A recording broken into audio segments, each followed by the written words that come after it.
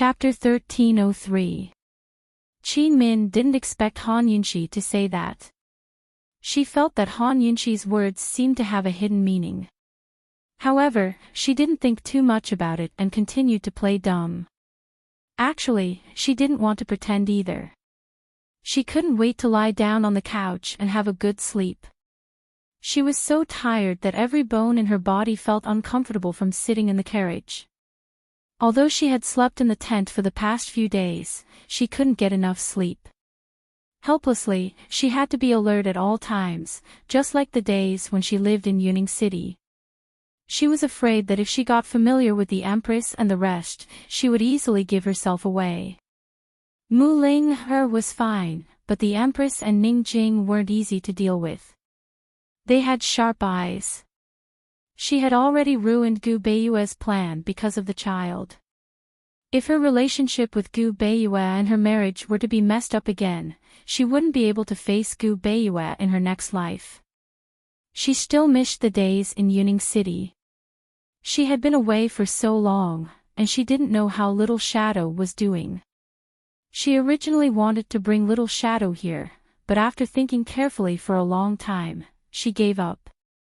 If she was so uncomfortable, it wouldn't be convenient for Little Shadow to come. She couldn't let the child suffer. Do they look alike? Qin Min asked curiously. They don't look alike, but their tempers are exactly the same. Mu Ling couldn't help but say, Sister Min, tell us secretly.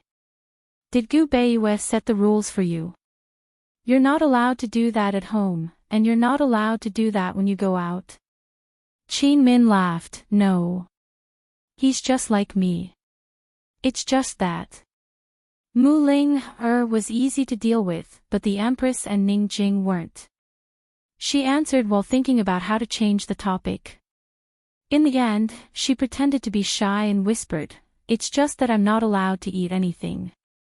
You're not pregnant, so why can't you eat anything? Mu Ling asked again. Qin Min said faintly, I'm still recuperating. He's watching me closely, afraid that I'll be careless again. Only then did Mu Ling remember that Qin Min had a miscarriage. She immediately corrected herself. Sister Min, Gu Beiyue's heart aches for you and that's why he's watching over you. Look at how much my brother-in-law dotes on my sister, that's why he's also keeping a close eye on her.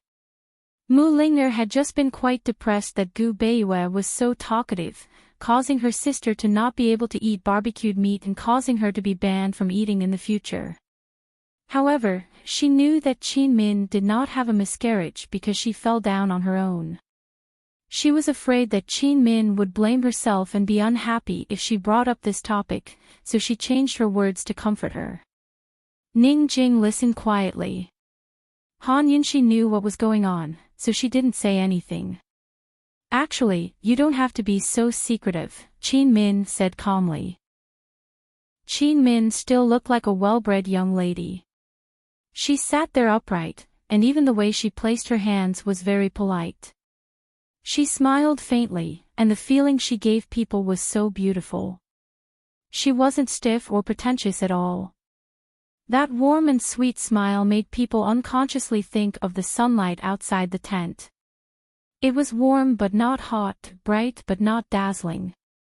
It was April, and the spring sun was warm outside the tent. The spring breeze was gentle, and the spring scenery was beautiful. Qin Min said with a smile, Your Majesty, Madam Jing, Madam Ling, Qin Min is willing to make a bet with you. No one had ever made a bet with Han Yunxi. Han Yunxi didn't want to win. She only wanted to lose. She wanted to lose so badly. Long Fei Yi wanted a daughter so much. Wasn't she the same? Bet. Qin Min, if you win. Han Yunxi thought for a very long time, but she was unable to think of any conditions. She asked, What do you want? Qin Min had been overjoyed the entire time. She was completely confident that the Empress was pregnant with a girl. The reason why she said it was purely to divert the Empress' attention and change the topic. However, she became serious when she heard the Empress say that. Your Majesty, I have a request. I hope the Empress won't tell Beiyue. Go ahead. Han Yunshi even wanted to replace Gu Beiyue and have Qin Min stay in the palace to do regular checkups for her. Your Majesty, if I'm right, please let Beiyue rest well. I hope the Empress can let Beiyue recuperate more.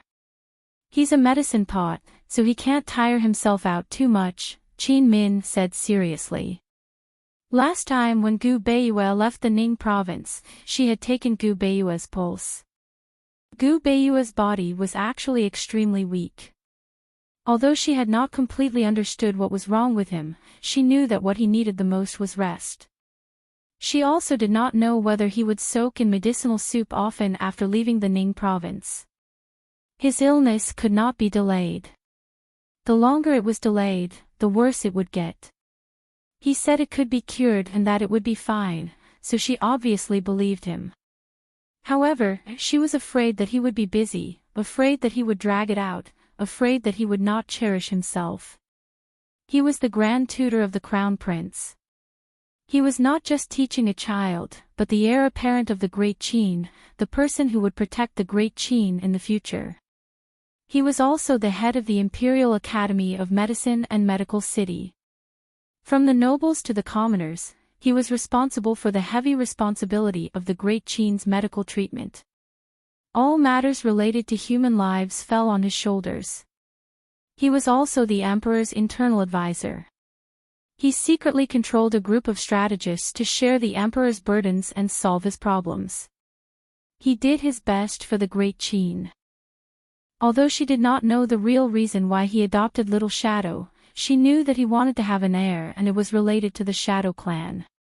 He was also the only descendant of the Shadow clan. He had endless things to do.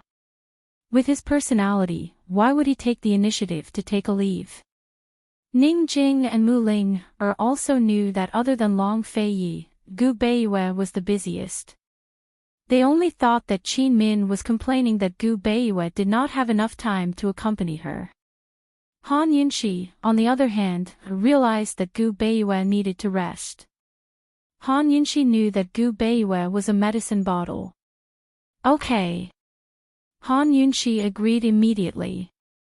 However, she secretly thought that when she returned, she would find a reason to give Gu Beiyue leave. Whether Qin Min won the bet or not, she had to do it. Han Yunshi and Long Feiyi stayed on the grasslands for a few days. Long Feiyi and Gu Beiyue personally made a trip to Wintercrow. When they returned, they had a secret conversation with Jin Zi for an entire day. Long Feiyi had made up his mind to take over Wintercrow's grasslands. He was just waiting for an opportunity. Although Han Yunshi was in charge of military affairs, Long Feiyi did not let her worry too much during her pregnancy. She also did not ask much about Wintercrow. Instead, she asked about Yao City. Although Mu Linger was married, she was still concerned about the medicine administration. On the day that Han Yunshi and the others returned to Chiqing Yuning, she had Jin Zi accompany her back to the Mu residence.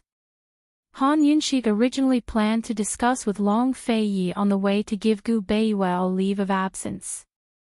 Who knew that after traveling with them for a day, Gu Beiyue and Qin Min suddenly received a secret letter from Medical City's vice-head Shin. Medical City's Qin family and Ren family had quarreled over a patient. Vice-head Shin could not handle it and asked Gu Beiyue to hurry back as soon as possible. Your Majesty, Qin Min will go back with you. Gu Beiyue said seriously.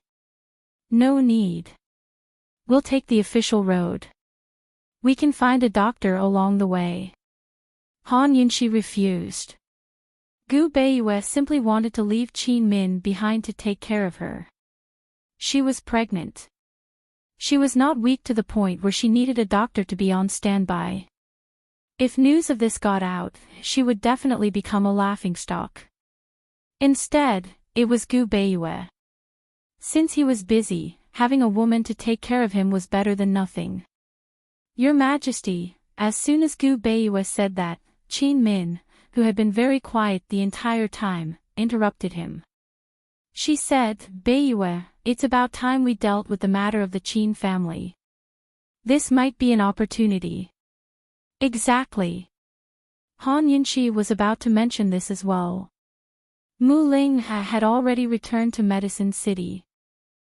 Now that the great Qin's treasury was filled and the imperial might was awe-inspiring, it was time to break the monopolization of medicine by the two major clans in Medical City and Medical City.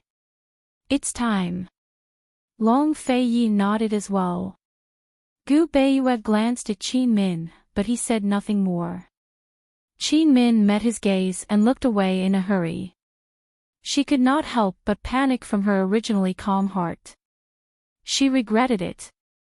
When the carriage arrived at a fork in the road, it was already late at night. Long Fei Yi and Han Yunxi had to head due south, while Gu Beiyue and Qin Min had to head southwest. After watching Long Fei Yi's carriage leave, Gu Beiyue turned around and said indifferently, "First Miss Qin, you must be tired from the past few days, right? Don't worry and sleep. I'll drive the carriage myself." Qin Min had already boarded the carriage and pulled down the curtains, but she still could not help herself in the end. She said softly, "Principal Beiyue, there won't be a next time. I promise." She had said too much earlier. Chapter 1304. Hearing Qin Min's words, Gu Beiyue's quiet face showed some helplessness.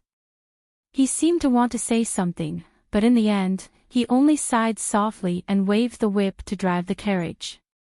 Qin Min did not hear Gu Beiyue's sigh. She did not wait for a reply and did not know if Gu Beiyue heard her and accepted her apology and promise, or if he did not hear her. She wanted to say it again, but on second thought, the surroundings were so quiet and her voice was not soft. The two of them were separated by a curtain, so there was no reason for him not to hear it. She quietly sat back in the car and didn't say anything else. Finally, she was left alone in the carriage. She could sit and lie as comfortably as she wanted. However, she only lazily lay on the high pillow and did not feel sleepy at all. She lowered her head and seemed to be in a daze. No one knew what she was thinking. After a long time, she muttered, "There really won't be a next time." She secretly looked out of the window. It was the wilderness outside and the night was quiet. She secretly lifted a corner of the curtain and saw Gu Beiyue's back view. The carriage was moving very fast. The wind that came from the front raised his sleeves and robes, as well as his long hair. She originally only wanted to take a look and obediently go to sleep. However, the road ahead was long and dark. She stared and stared and stared blankly. How great would it be if this path could go on and on and on and on without end? Gu Beiyue, how long is the longest road in the world? How long do you and I have in this lifetime? She was really afraid that it would be too late in a few decades. However, she did not know what she could do in time. Qin Min raised her head and looked at the bright moon in the sky. She suddenly felt very lucky. She was lucky that her legs were crippled since young and not her eyes. Otherwise, she would have missed out on so many years of moonlight. She had seen countless sceneries, but after meeting Gu Beiyue, she realized that the most beautiful scenery in the world was the moon. It was the eternal, quiet and gentle bright moon in the sky. Qin Min gently closed the curtain and leaned to the side, sleeping peacefully. The next day, when Qin Min woke up, it was already noon. The carriage drove into the county and the surroundings were bustling. She raised the curtain and found them in the street. Gu Beiyue asked as he drove, "Miss Qin, did you sleep well last night? You haven't rested yet?" Qin Min asked seriously. She had calculated the distance last night. They would arrive at a village early this morning, and Gu Beiyue would be able to rest. Who would have thought that he would pass through the village and rush to the county? After another sleepless night, how could his body take it? From Yunning to Northernly, he had stayed in Northernly for a few days. Plus, he had been on the road for the past 2 days. He hadn't soaked in medicinal soup for about a month and a half. She didn't know what kind of medicinal soup he used, but no matter what kind of prescription it was, it had to be soaked at least once a month. Soaking in the medicinal soup was not only to nourish the body, but it was also a good opportunity to rest. Both the body and the mind could be relaxed and recuperated. Medicinal therapy was not as good as food therapy, and food therapy was not as good as heart therapy. He wasn't talking about treatment, but about normal recuperation. If he was sick, the best way to treat him was to combine medical treatment with mental treatment. In Gu Beiyue's case, soaking in medicinal soup was the most suitable. The situation at Medical City is urgent, and we can't afford any delays. You can rest and eat at the inn in front. I'll go prepare some dry food. We won't be able to rest on the way, Gu Beiyue said lightly. No. Qin Min blurted out. It would take at least half a month to get to Medical City from here. Gu Beiyue was shocked and instinctively turned to look at Qin Min. In his memory, she had never spoken so loudly before. Eldest Miss Qin, is there any inconvenience? Gu Beiyue asked seriously. Qin Min originally wanted to say that she was soaking in the medicinal soup, but on second thought, Gu Beiyue would definitely find an excuse to refuse if she said that. She said, It's not convenient for me. I have to drink medicine, and that medicine will take at least 6 hours to brew. I also have to buy some things to use. Otherwise, it will be inconvenient for me on the way. Gu Beiyue frowned and asked, What's wrong? Qin Min stole a glance at him and lowered her head. She was clearly guilty, but in Gu Beiyue's eyes, she was shy. A complicated look flashed past Gu Beiyue's eyes, but he didn't continue asking. Other than his grandfather, he had never admired anyone else's medical skills. Qin Min was the first. Qin Min's complexion wasn't bad, so it shouldn't be anything serious. She should be able to deal with it herself. If he guessed correctly, it was probably something that women encountered every month. Qin Min's tactful words meant exactly that. Many women would drink some medicine to nourish themselves when it was inconvenient. She thought that this reason should be able to fool Gu Beiyue. However, to her surprise, not only did Gu Beiyue compromise, he even said, Your health is more important. Stay at the inn tonight. Take your time, there's no rush. Just one night. We can leave tomorrow morning, Qin Min hurriedly added. Once they arrived at the inn, Qin Min really wrote down a prescription and went to get the medicine. Gu Beiyue took the prescription and glanced at it. He knew what to do. He said, Eldest Miss Qin, go eat first. Leave this to this one. Then I'll have to trouble Grand Tutor Gu, Qin Min said. For a moment, Gu Beiyue wasn't used to it. Qin Min's eyes were full of smiles, but she didn't dare to laugh. She said, Grand Tutor Gu, can you let me take a look at the prescription?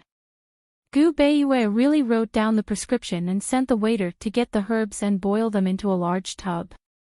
He soaked in the steaming medicinal soup and sighed heavily before raising his head and closing his eyes. He really didn't understand Qin Min's intentions at first, but when Qin Min pretended to be in pain and sat down, he understood everything. She was deliberately looking for an opportunity to make him soak in the medicinal soup. Once again, he could not help but ask himself if marrying Qin Min was the only and biggest mistake he had made in his life. Chapter 1305. Gu Beiyue was soaking in the medicinal soup. The soup was not full enough to reach his chest. He was thin but refined. His chest was firm and well-defined. Although he was a pot of medicine, he did not look sickly. Perhaps it had something to do with the fact that he had been practicing martial arts since he was young. His figure, hidden under his white clothes, was unimaginably good. He was originally looking at the ceiling in deep thought, but for some reason, he fell asleep unknowingly. If it were any other time, he would have buried his head in a pile of letters. If he was not busy, he would have stayed up late for another 2 to 4 hours. He would not sleep, nor could he sleep. He clearly did not relax, but the steam from the medicinal soup and the smell of the herbs made his body slowly relax. Gradually, his heart also relaxed. In this familiar temperature and smell, everything seemed to become familiar. He seemed to have returned to the time when he was young and soaked in medicinal soup every day. His body and mind did not regress to that time. Instead, he was like a bystander, watching the child soak in the medicinal soup gradually become a teenager and gradually grow up. His gentle eyes unconsciously revealed a look of pity. He had pitied countless people, but this was the first time he pitied himself. From a bystander's point of view, he pitied himself in the past. What kind of maturity was this? He was immersed in the familiar past until the waiter came in with a warm bowl of medicinal soup. Only then did he wake up. The waiter added hot medicinal soup into the large bathtub. With an ambiguous expression, he said with a smile, "Young master, who is that lady at the door to you? She has been waiting outside for a long time." Gu Beiyue immediately looked up, but did not say a word. The waiter thought that he had said something wrong and did not dare to ask again. He quickly avoided Gu Beiyue's gaze and continued to pour the medicinal soup. After a while, Gu Beiyue finally opened his mouth and said lightly, "She is my wife." The waiter's ambiguous tone made him have to admit it. Otherwise, how would a lady like Qin Min be thought of if she waited outside? "My eyes are bad. My eyes are bad." The waiter was very surprised and nodded repeatedly. However, he was puzzled. Since these two were husband and wife, why did they have to live in separate rooms? This young master lived in sky room number 2, while that madam lived in sky room number 1. Gu Beiyue saw the waiter's suspicious look and immediately thought of this. He explained, "We had a quarrel yesterday, so she's angry." The waiter laughed and was no longer curious. If it weren't for Gu Beiyue's intelligence and observation, and if it weren't for the waiter's talkative nature, Gu Beiyue wouldn't have to explain so much. When people who were too smart or too deep stayed with people who were too simple, it was destined that the smart ones would be more tired. What else did the waiter think Gu Beiyue would say? But after meeting Gu Beiyue, he didn't say anything. He waited for a while, then turned to leave. However, just as he was about to open the door, he turned back and whispered, "Young master, when you went out just now, madam cried." Gu Beiyue, who had been silent, suddenly sat up. He frowned and asked seriously, "What happened?" The waiter thought that madam was crying because of a quarrel, but seeing Gu Beiyue's reaction, he knew that something was wrong. He hurriedly explained, "I don't know either. After you went out, madam just stood there without moving. She seemed to be bewitched. She didn't move away even after being hit twice." Did you hit her?" Gu Beiyue anxiously interrupted. No. She just hit her shoulder. It's nothing serious, the waiter hurriedly explained. Then why did she cry? Gu Beiyue asked seriously. Based on his understanding of Qin Min, although Qin Min was born as the eldest daughter of the Qin family, she wasn't weak and wouldn't cry like this. "I don't know either. I was afraid that she was hurt, so I went over to take a look and saw that madam was crying. She said that she was hungry, so she ordered a table of dishes. After that, she went out," the waiter answered honestly. Gu Beiyue didn't ask any more questions after the waiter's words. His face was solemn as he silently waved his hand, indicating for the waiter to leave. Qin Min had been standing in the courtyard at the entrance. Seeing the waiter open the door and come out, she wasn't anxious. She waited patiently for the waiter to close the door and come down. Only then did she smile at the waiter and beckon for him to come over. Compared to facing Gu Beiyue, the waiter was more afraid of Qin Min. He couldn't understand how this madam could smile at him so beautifully when she was crying just now. Yes, this madam's smile was much brighter than other people's laughter. The waiter walked over fearfully. "Madam, what can I do for you? Is he asleep?" Qin Min asked in a low voice. The waiter shook his head at first, but he quickly shook it again. "What do you mean?" Qin Min became serious. "He was originally asleep, but I woke him up when I went in. But later, he fell asleep again." The waiter could only explain it this way. He was afraid that if he said that the young master wasn't asleep, this madam would order him to do something. However, Qin Min didn't ask anything else, nor did she say anything else. She only wanted to know if he had truly relaxed and rested. She thought that as long as he could sleep, there shouldn't be a problem. Qin Min was happy and rewarded the waiter with an ingot of silver. This made the waiter extremely happy. "Remember to come back later to change the medicinal soup. Don't delay too long, or you'll catch a cold easily," she instructed seriously. Yes. I'm guarding it. I'm also guarding Madam's medicine." Qin Min sensed that something was wrong after the waiter said that. She asked, "Who told you to call me Madam?" This young man had just called her a young lady, but after going in for a while, he had become Madam. "Young master said so," the waiter answered. Qin Min's eyes lit up. She stood up and looked at the waiter thoughtfully. The waiter immediately realized that he seemed to have said something wrong again. He felt guilty. "Madam, the medicine is still simmering on the stove. I'll go take a look." However, Qin Min walked in front of him. Her sweet smile was a little silly. She asked, "He just woke up. I went in to change the medicinal soup and accidentally woke him up." The waiter could only confess honestly. "Did he mention me?" Qin Min asked again. The waiter couldn't take it anymore and could only tell the truth. "Just now, I was too talkative and said that you were waiting outside." Qin Min frowned. She didn't want Gu Beiyue to know about this. "What did he say?" Qin Min continued to ask. This way of getting to the bottom of things made the waiter unable to brush her off, so he told her the truth. "Young master said that you were Madam." Qin Min looked at the tightly shut door and was a little stunned. Of course, she knew that he didn't want her to be the subject of ridicule. She sighed softly in her heart.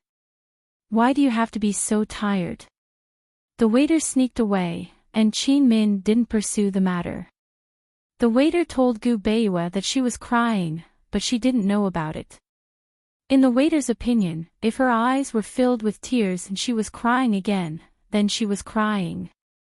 However, in her opinion, if the tears didn't fall out of her eyes, then she wasn't crying. Even if Gu Beiyue knew that she was at the door, she still guarded the door. She had to keep an eye on the waiter to see if he changed the water on time. Otherwise, if he caught a cold, then this hard-earned medicinal bath wouldn't be worth it. As she waited, she pondered over Gu Beiyue's prescription. Although she studied medicine, she was familiar with pharmacology.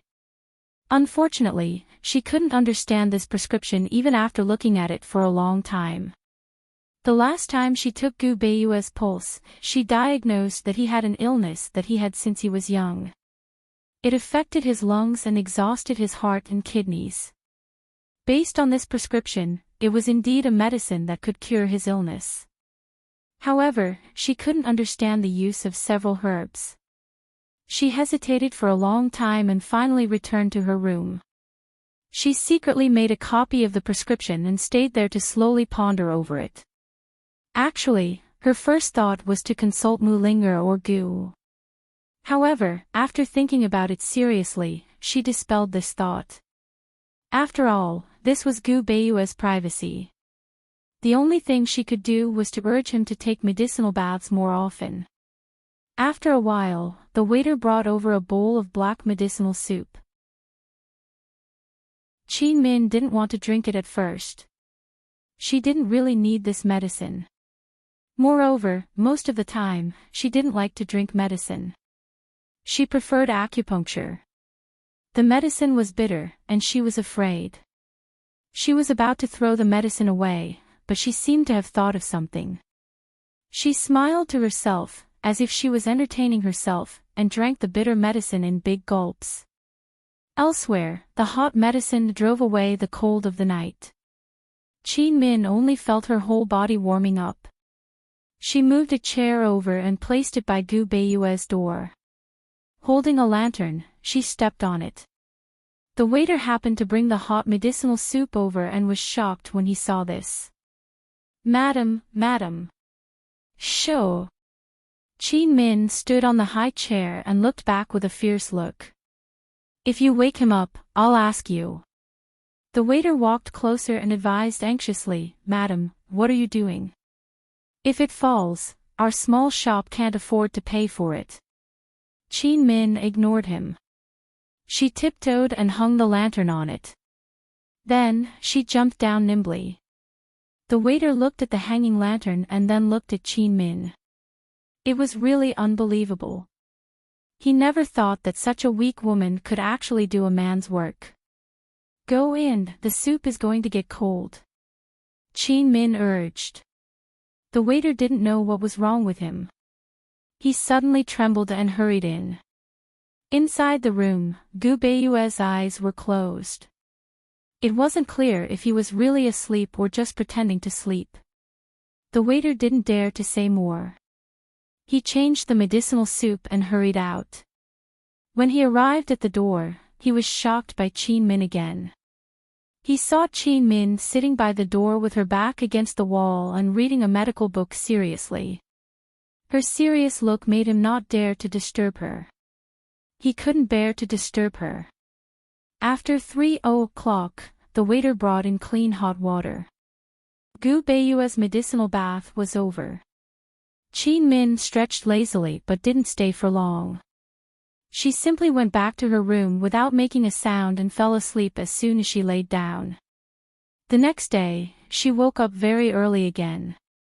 However, after waiting for a long time, Gu Beiyue still didn't come out. She knocked a few times and asked softly, "Grand Tutor Gu, are you awake?" Gu Beiyue was already awake and was flipping through a few letters. He clearly heard Qin Min's voice, but he was indifferent. Qin Min knocked a few times but didn't get any response. She just thought that Gu Beiyue was still asleep. She didn't dare to disturb him. She would be happiest if he could rest for a while more. She went back to her room and continued to sleep. She originally thought that Gu Beiyue would wake her up when he woke up, but who knew that she would sleep in a daze until noon. When she woke up, Gu Beiyue had just packed up and left. When she saw him, she secretly heaved a sigh of relief and didn't say anything. "Eldest Miss Qin, are you feeling better?" Gu Beiyue asked. "Much better. We can set off now," Qin Min said with a smile. The two of them only exchanged a few words before continuing their journey west. They didn't talk much along the way. They really didn't waste any more time and went straight to Medical City.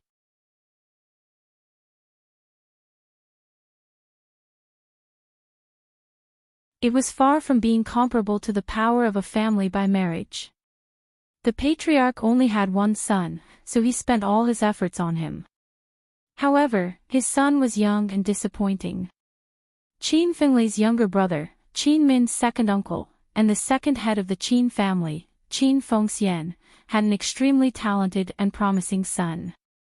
He was 26 this year and was ranked as a 5th-ranked divine doctor. It was very likely that he would break Han Konggen's record and become the youngest 6th-ranked doctor in the history of the medical school. In the fight for the head of the family, medical skills were the most important, but it didn't represent everything. Other than helping his son fight for the head of the family, it wasn't impossible for Second Master Qin to harm Qin Min. It could even be said that he was the most suspicious. If it were any other family's internal strife, Vice Head Shen wouldn't pay so much attention to it. However, he wasn't the only one paying attention to the internal strife between the Qin and Ren families. Gu Beiyue had long been aware of it. After the former number 1 family, the Gu family, was defeated, the Qin and Ren families became the representatives of the medical school's 2 major powers. To a large extent, the medical school's decisions were controlled by the Qin and Ren families. Originally, the Ren family's medical skills and connections were superior. However, Gu Beiyue married Qin Min and became the Qin family's son-in-law, so the Qin family could contend with the Ren family. Of course, the Qin family's internal strife didn't have much to do with this matter, so it wasn't convenient for Vice Head Shen to ask about it. This time, it was a battle between the Qin and Ren families, so the eldest miss of the Qin family ought to side with her father. It was best for her to avoid arousing suspicion. Vice Head Shen glanced at the Vice Head Shen. Seeing that the Vice Head still didn't have any intention of speaking, he could only drop the matter. He thought that as long as the Vice Head Shen trusted Qin Min, he could also trust her. Vice Head Shen, Madam, Patriarch Qin still insists on not continuing the treatment. If he still doesn't change his mind the day after tomorrow, this patient will undoubtedly die. To be on the safe side, it's better for the Vice Head Shen to personally step in, Vice Head Shen said seriously. This time, the grievances between the Ren and Qin families were like this. Not long ago, there was an old man over 50 years old. His family was poor and had contracted a strange illness. He had been seeking treatment for a long time. Later, Patriarch Qin heard about this case and sent someone over to take the initiative to treat the old man. Patriarch Qin was a 7th-rank medical sage. Together with Patriarch Ren, they were known as the medical school's 3 sages, second only to Divine Dr. Vice Head Shen and Senior Dr. Gu Beiyue.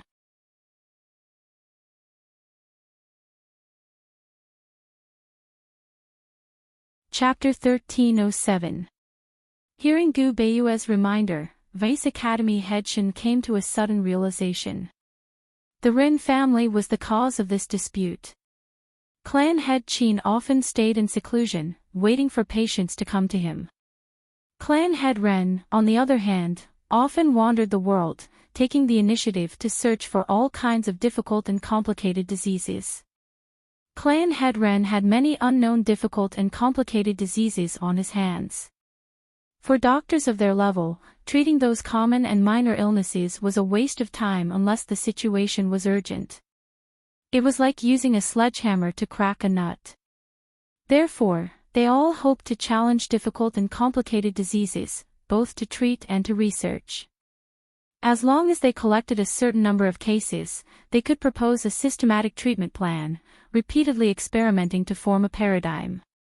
In the end, not only would they become the originator of a certain treatment, but they would also be written into medical textbooks and even medical history.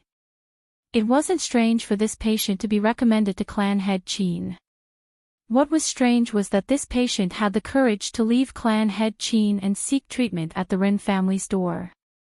He even questioned Clan Head Qin's medical skills. After all, Clan Head Qin was a medical sage. Not to mention a poor old man who had no way to seek help, even a powerful person wouldn't dare to question the authority of the Qin family's patriarch. This old man was most likely instigated by someone.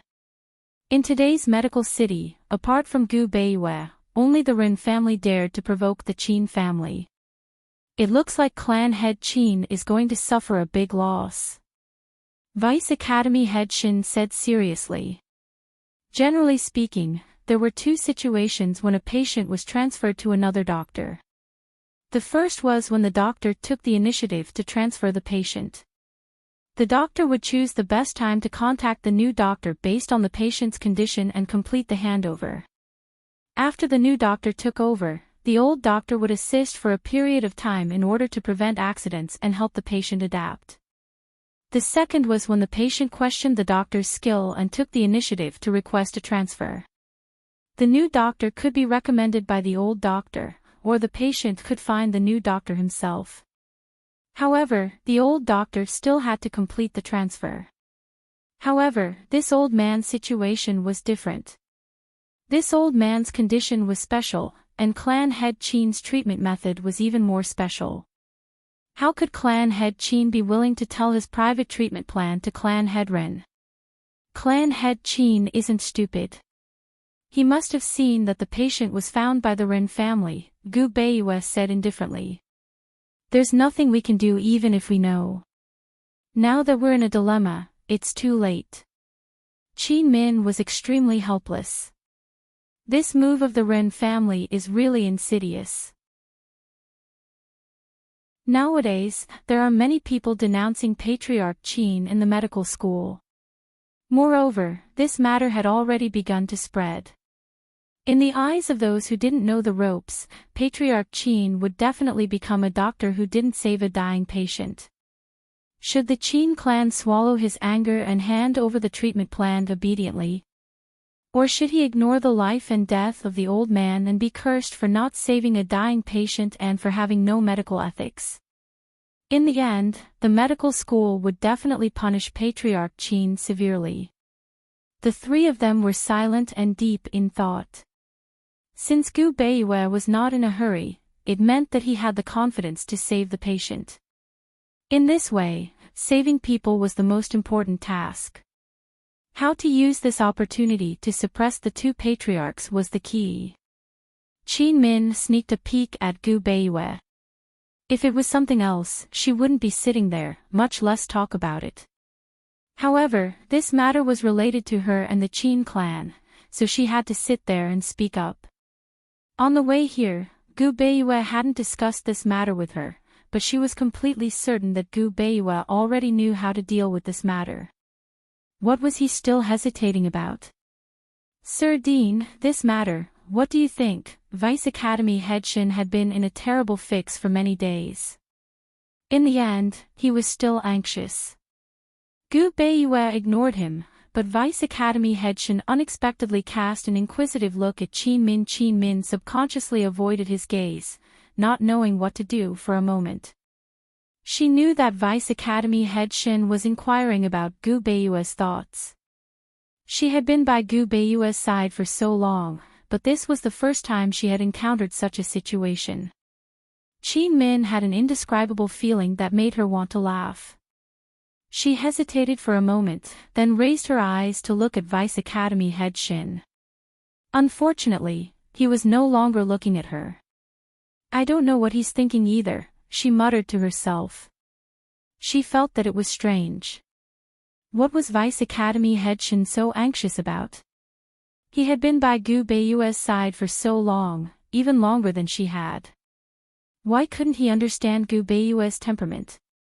Actually, getting along with Gu Beiwe was the easiest.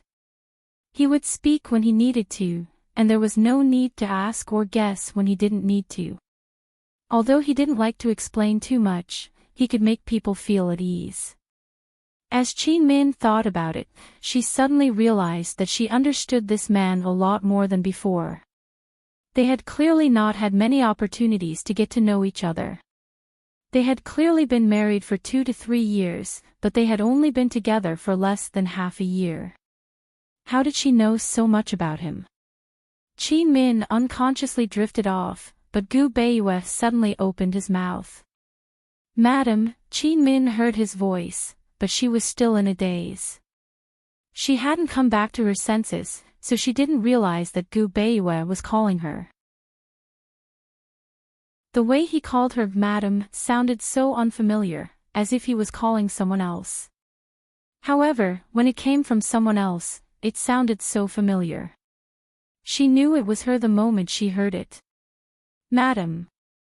Gu Beiwe turned to look at Qin Min and called her again.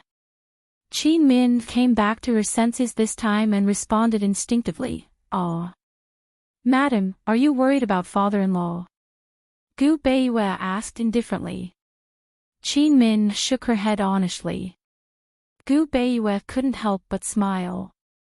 Vice Academy head Shin became more and more suspicious. Eldest Miss Qin, as a daughter, really didn't want to protect her own father. All right then, I'll teach you how to save people. Go save them. Gu Beiwei finally said what he was thinking. Vice Academy head Shin was shocked. Vice Academy head Shin was shocked.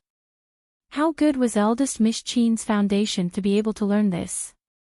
Although the director had personally taught her, this case wasn't simple, right? Although he knew that Miss Qin had her own set of acupuncture skills and her medical skills were far higher than her grade, in his opinion, Miss Qin's medical skills were not that high after all. Could it be that eldest Miss Qin had some unknown ability? Qin Min was also surprised. However, she didn't expect Gu Beiwei to hesitate for so long before making this decision.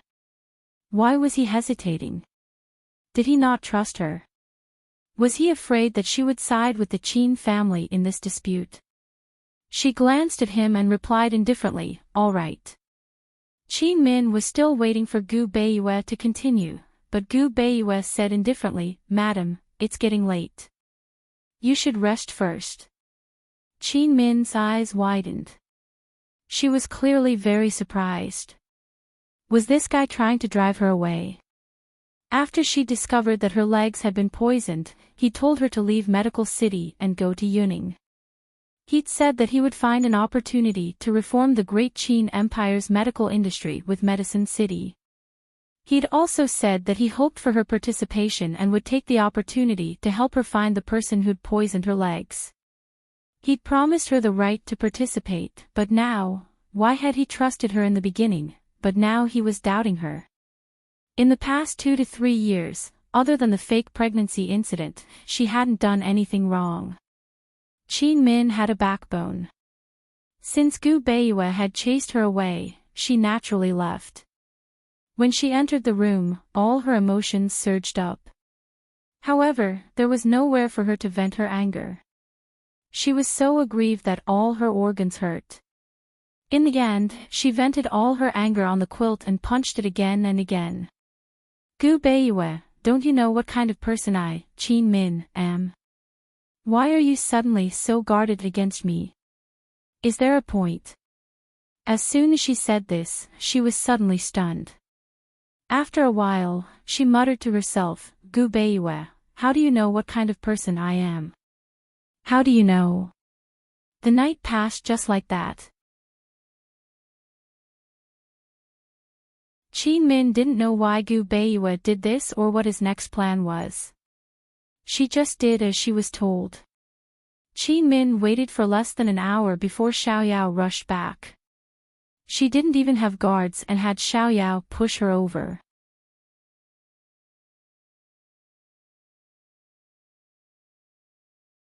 Second Master Qin and his son couldn't wait for her father to fail miserably in this matter, so why would they help him? Qin Min knew what was going on. Sure enough, after Qin Jingyuan stood there for a moment, he personally closed the door and walked down the stairs step by step. Under everyone's gaze, he turned towards the tightly shut door and bowed seriously, saying loudly, Jingyuan, I only ask Uncle to put your life first. If Uncle doesn't agree, I won't get up. There was no need for superfluous words. Just the 4 words, life is the most important, were enough to explain all the key points. Qin Jing originally said no, but she actually knelt down in front of the young doctors who were demonstrating. In an instant, the previously silent crowd erupted into an uproar. It's rare that there are still people in the Qin clan who are sensible. Patriarch Qin is a dignified medical sage. Yet, you're not as reasonable as a junior. In my opinion, Patriarch Qin is no longer fit to be the patriarch. It's better for him to give up his position as the patriarch. Otherwise, the Qin family's foundation will all be ruined in his hands. Patriarch Qin. First Elder Qin, even your own Qin family members can't take it anymore. Why aren't you showing your face? Hee hee, don't be dragged out by your own Qin family members when the time comes.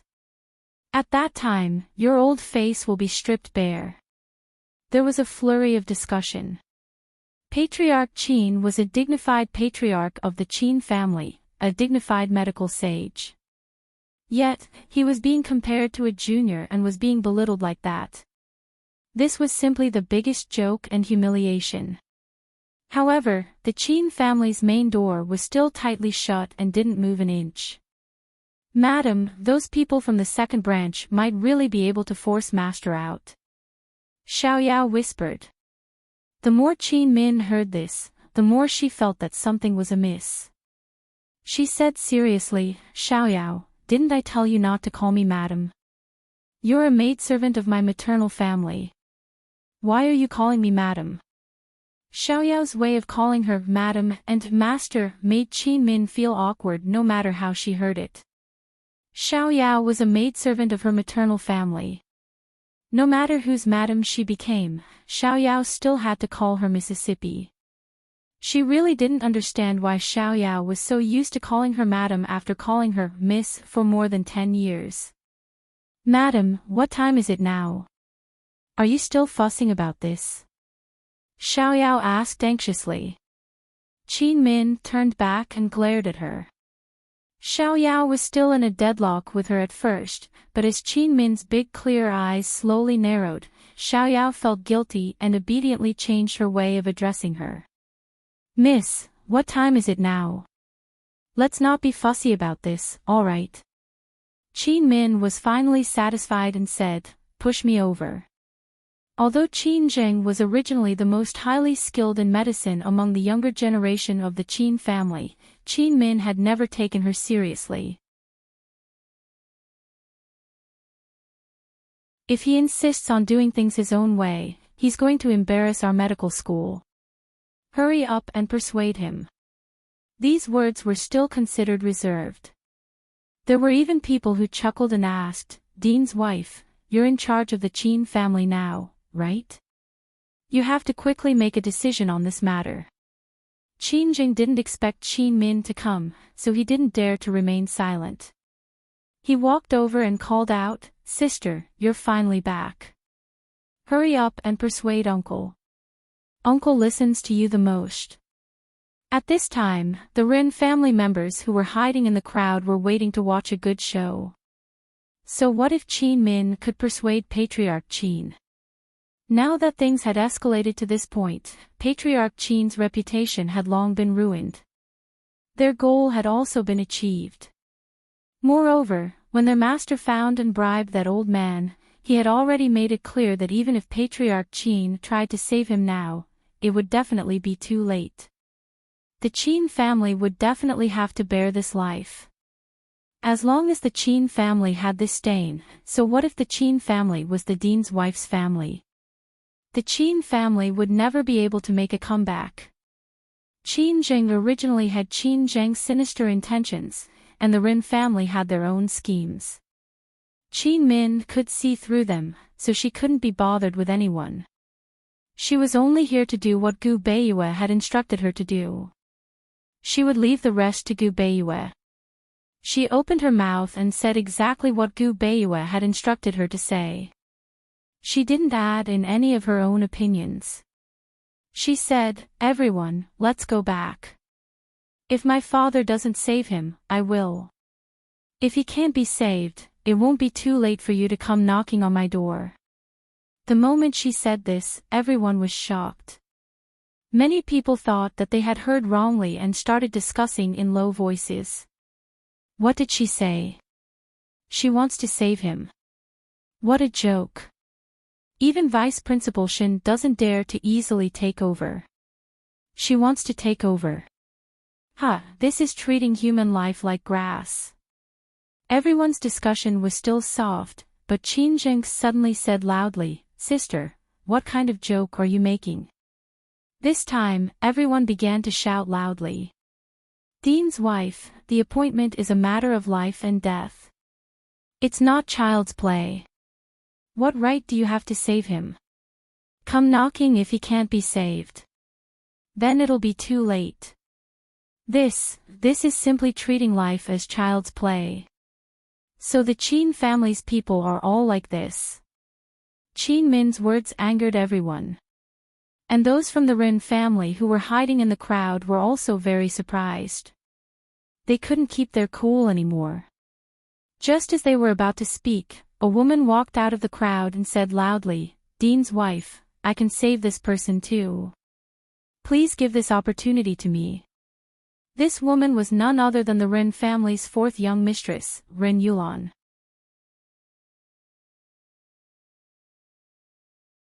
Chapter 1309. Fourth young mistress Ren. Everyone present was surprised once again, including the people from the Ren family. What's wrong with fourth young mistress? Did master send her here? Can she really save him? Hurry, hurry. I'll keep an eye on her. You two should hurry back and tell master. The members of the Ren family were confused and anxious. Qin Min stared at fourth young mistress Ren in astonishment. Of course, Qin Min knew that fourth young mistress Ren was the most beautiful doctor in Medical City. Not only was she good-looking, but she was also very skilled in medicine. Fourth young mistress Ren was already quite famous. In the last medical competition, fourth young mistress Ren helped Gu Beiyue save people and became an honorary director of the medical school. Although she wasn't a director who was strictly recommended, she was still a special case that could be recorded in the medical school's history. After that, everyone knew that fourth young mistress Ren was Gu Beiyue's confidant. There were even rumors in Medical City that fourth young mistress Ren was very likely to become the mistress of the medical school and the wife of the dean. At that time, the Ren family became the #1 family in Medical City because of fourth young mistress Ren's fame after the Gu family fell. However, Gu Beiyue chose her in the end. As for her marriage with Gu Beiyue, many people speculated that Gu Beiyue was suppressing the Ren family. Although Qin Min knew about these things, she never thought much about it. After all, she and Gu Beiyue were husband and wife in name. These complicated matters belonged to Gu Beiyue alone and had nothing to do with her. She just wanted to leave the Qin family. At this time, Qin Min was surprised. Who asked fourth young mistress Ren to come? Was it Patriarch Ren? Or fourth young mistress Ren herself? Or Gu Beiyue? Fourth young mistress Ren really had the ability to save people? Qin Min didn't know fourth young mistress Ren's background, so she didn't speak easily. She only prayed in her heart that it wasn't Gu Beiyue who asked fourth young mistress Ren to come. Qin Min didn't speak, so fourth young mistress Ren said, "Madam Dean, my Ren family is also at fault. I'm here to save people and also to make up for my mistakes. Please help me." A complicated look flashed past Qin Min's eyes as she asked, "What fault did the Ren family have?" This time, the surroundings became even quieter. "My father shouldn't have rejected that old man's request to seek treatment from the Ren family." Someone from the Ren family couldn't help but interrupt fourth young mistress Ren. "Fourth young mistress, how is old master going to take over Patriarch Qin's treatment halfway? Even Vice Academy head Shin didn't dare to take over. No wonder master refused." "That's right, madam. Fourth young mistress Ren has been practicing medicine for many years and has never failed. If she says she can save him, then she can definitely save him." Qin Min could tell that these people were being polite and tactful, and even using her legs as an excuse. First, they didn't believe in her medical skills, and second, they hoped that fourth young mistress Ren would fight for a chance to atone for the Ren family's sins. She glanced at the crowd several times, but couldn't see Gu Beiyue or Vice Principal Shin. The situation had developed to this point and had completely deviated from her original plan. Should she step aside? "Young mistress, why don't I ask the son-in-law before we make a decision?" Peony asked. "There's no need. This is such an important matter. He must be watching." Qin Min didn't give up and continued to look for familiar voices in the crowd. She hoped to see Gu Beiyue's eyes and tell her how to continue this farce. Unfortunately, she couldn't see anyone relaying the message. What should she do? The people around her kept calling her Madam Dean and trying to persuade her. They kept pleading for fourth young Miss Ren, causing Qin Min to have the misconception that this matter had nothing to do with the Qin family. Instead, it was the Ren family who had made a mistake. Everyone was surrounding the Ren family and pleading for leniency.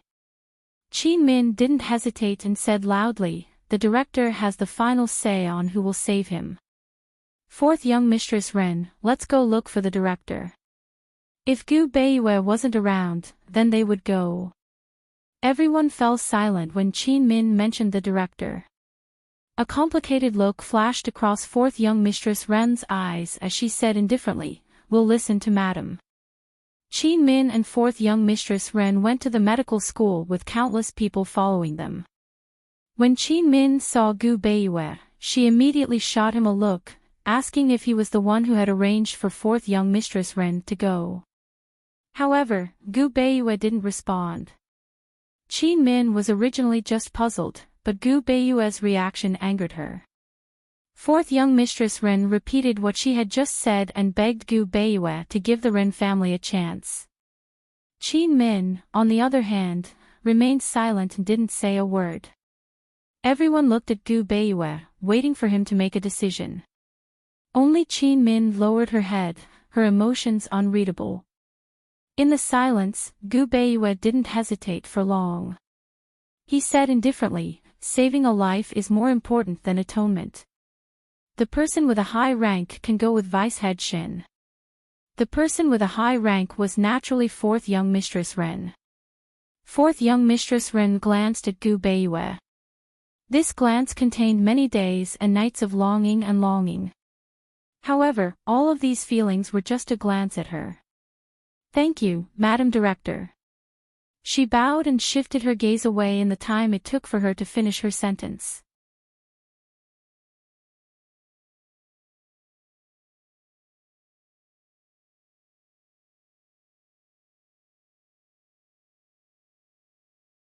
You only care about profit and leave people in the lurch. You treat human lives like grass. His Majesty's reports against Medical City and this director can be piled up to the sky. The more Gu Beiyue spoke, the angrier he became. Although he was acting, he was speaking from the bottom of his heart. After all, what he said was the truth. It had to be said that Gu Beiyue was very scary when he was angry.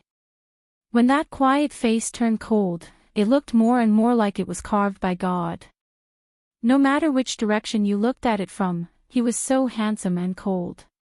It was as if he was an emotionless deity who wouldn't show any mercy when his bottom line was crossed. No one had ever seen Gu Beiyue so angry and cold, including Qin Min. Qin Min was right beside him. When she turned to look at him, she wasn't afraid, but there was an indescribable feeling of unfamiliarity. For a moment, she couldn't tell if he was acting or if he was really like this. In the silent hall, Gu Beiyue's voice was cold and dignified, as if it had descended from the sky. He said, "Vice Academy Head Shin, from today onwards, Ren and Qin are stripped of their medical sage rank and demoted to medical slaves. All practitioners will be demoted by 1 rank. As for the Council of Elders, it will be discussed." After Gu Beiyue finished speaking, he immediately got up and left. Qin Min didn't say much and had Xiaoyao push her back to her room. Once the two of them were far away, the crowd broke into an uproar and left one after another. Smart people could hear Gu Beiyue's best words: there was going to be a great upheaval in Medical City. Fourth young Miss Ren was the last to leave. She didn't go back to the Ren residence, but went in the opposite direction.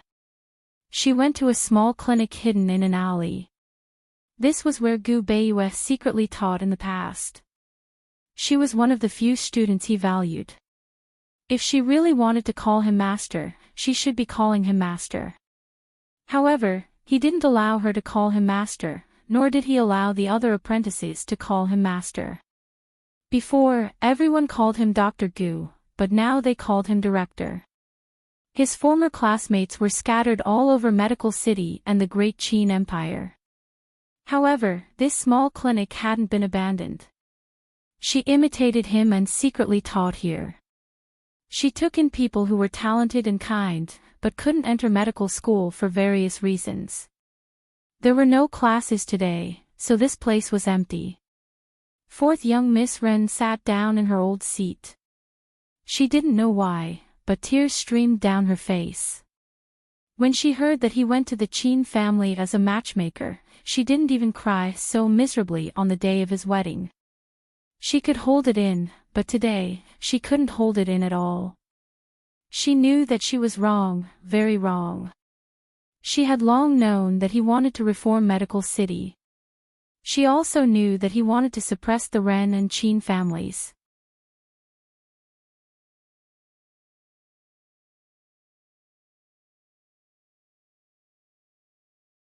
Did he already know about Qin Min's true capabilities? How long had they known each other? Perhaps, all the questions could be summed up in one thing: did he really want to marry Qin Min? Gu Beiyue did not turn around and only said, "Fourth Miss Ren, it is improper for men and women to touch each other. Your question is a private matter, so it's inconvenient for me to answer. Please forgive me." He was still polite and courteous, but fourth young Mistress Ren felt extremely distant. She would rather have him lose his temper, be impatient, or reprimand her than to feel so distant. She felt so uncomfortable that her entire heart felt stifled, and she slowly let go of his hand. When Gu Beiyue returned to the medical school, Qin Min was hiding in the study and reading medical books. In less than 2 hours, the news of Qin Min's superb medical skills and her secretive abilities had spread throughout the entire medical city. The Qin family, as well as the madams and young ladies of the aristocratic families who were on good terms with the Qin family, all flocked to visit her. There were even many students from the medical school who wanted to see her, saying that they wanted to consult her. She, who had always disliked crowds, was scared out of her wits, so she hid in Gu Beiyue's study and let Xiaoyao deal with the crowd outside. Gu Beiyue also saw the crowd, so he quietly took a detour and returned to the courtyard from the back door. As soon as he entered the study, he saw her sitting on his spacious chair with her legs crossed, flipping through the medical books. When she saw him enter, she was stunned for a moment, then immediately put her legs down and sat upright. His gaze moved down and saw that her feet were still on her embroidered shoes. She didn't have time to put them on properly. She knew that it would be too late and thought that he wouldn't notice, but who knew that he would actually look down? She wanted to pretend that she didn't notice anything, but he just stared blankly. She was embarrassed, and her legs subconsciously shrank back. Only then did he realize her embarrassment and hurriedly looked away. "Sorry, I didn't know you were here. My apologies." After he finished speaking, he immediately left. She couldn't wait to find a hole to hide in. As she put on her shoes, she muttered, "Gu Beiyue, aren't you very good at pretending? Can't you just pretend that you didn't see it?" As a doctor, Gu Beiyue had seen a woman's bare feet and legs before, let alone a woman without shoes. He had seen Qin Min's calf a few times and even helped her apply medicine. The reason why he was stunned was not because of her feet, but because she had taken off her shoes and was sitting on the chair. Was this dignified, proper, and cultured eldest miss always like this in private? When he first saw her back, he thought that he had mistaken her for someone else. Gu Beiyue stood outside the door. He didn't know when Qin Min had put on her shoes, but he didn't dare to go in again. Qin Min waited for a long time before she walked out. Gu Beiyue had already regained his usual calmness, as if nothing had happened. He invited Qin Min to sit in the courtyard. When it came to embarrassing matters, as long as one party wasn't embarrassed, the other party would also be at ease. Qin Min had also regained her usual quiet and gentle demeanor. She was a completely different person from the person who was lazily sitting on the chair and reading a book. Eldest Miss Qin, your medical skills have surprised me. Gu Beiyue went straight to the point. He was surprised and curious. That set of acupuncture techniques is, the Qin family had a few sets of acupuncture techniques that were not taught to outsiders, but it was definitely not Qin Min's set. What he wanted to ask was who taught Qin Min this set of acupuncture techniques. I extracted the essence of the Qin family's 10 sets of acupuncture techniques and created them with severe injuries. Qin Min didn't hide anything. Gu Beiyue was shocked. He knew that Qin Min wouldn't lie, and there was no need for her to lie. If Qin Min had created this set of acupuncture techniques, then her medical attainments would be even higher. Her future achievements would be immeasurable. Seeing that Gu Beiyue didn't say anything, Qin Min hesitated for a moment before she asked faintly, Grand Tutor Gu, I didn't spoil your plans in my eagerness to save someone, right? Gu Beiyue knew that Qin Min was referring to him and fourth Miss Ren. Fourth young Mistress Ren suddenly appeared and accused her father. Fourth young Mistress Ren claimed that she could cure that strange illness. Third young Mistress Ren had chosen fourth young Mistress Ren. Based on these 3 points alone, not to mention Qin Min, even other people would guess that fourth young Mistress Ren was instructed by him. Gu Beiyue wanted to explain, but Qin Min said faintly, Grand Tutor Gu, I didn't understand the situation. I just thought that since I promised you to save someone, I had to do it no matter what. If I spoiled your plans, I hope you can forgive me. Please convey my apologies to fourth Miss Ren. Gu Beiyue looked at her and suddenly felt an indescribable feeling in his heart. Before he could speak, Qin Min stood up. She was still so polite and calm, as if no one could disturb her quiet little world. Grand Tutor Gu, if there's anything else, feel free to let me know. I'll take my leave first. So speaking, Qin Min turned to leave. Gu Beiyue watched her retreating form as his eyebrows creased. His dark eyes flickered with a trace of heartache. However, he didn't chase after her or explain himself. It was a misunderstanding, right? He didn't want to find an opportunity to deliberately reject and hurt her. He muttered to himself, Qin Min, the matter at Medical City is over. You should go back to Yuning. Maybe you'll be happier there.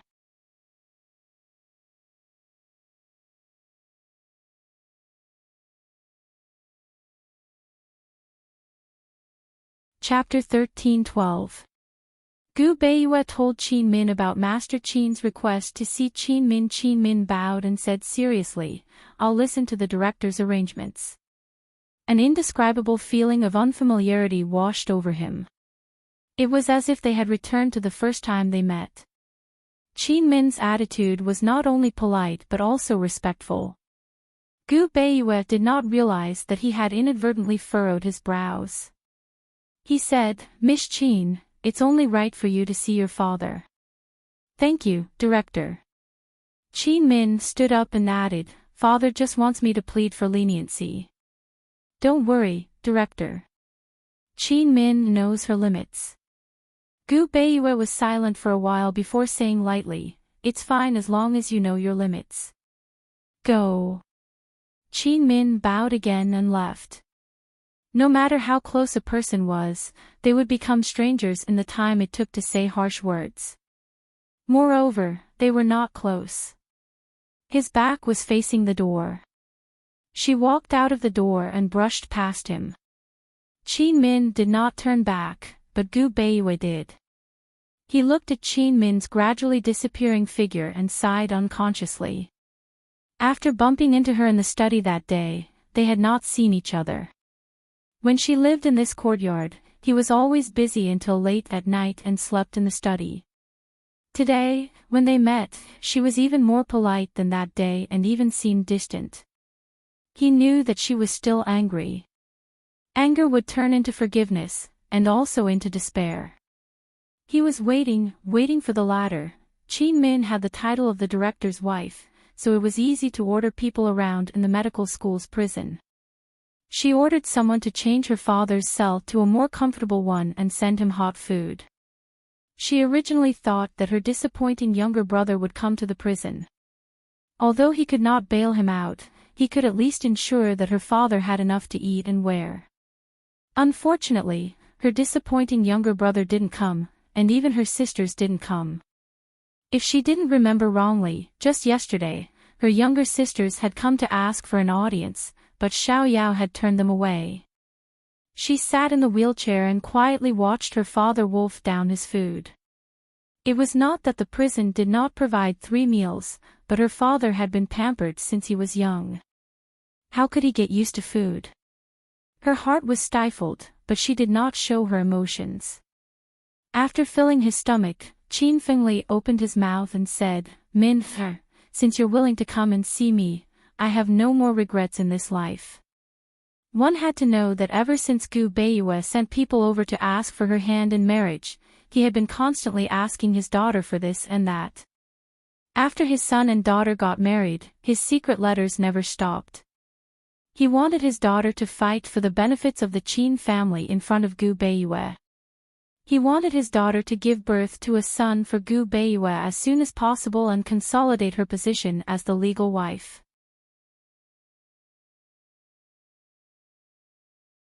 Without the Qin family, what will you use to compete with 4th Miss Ren in the future?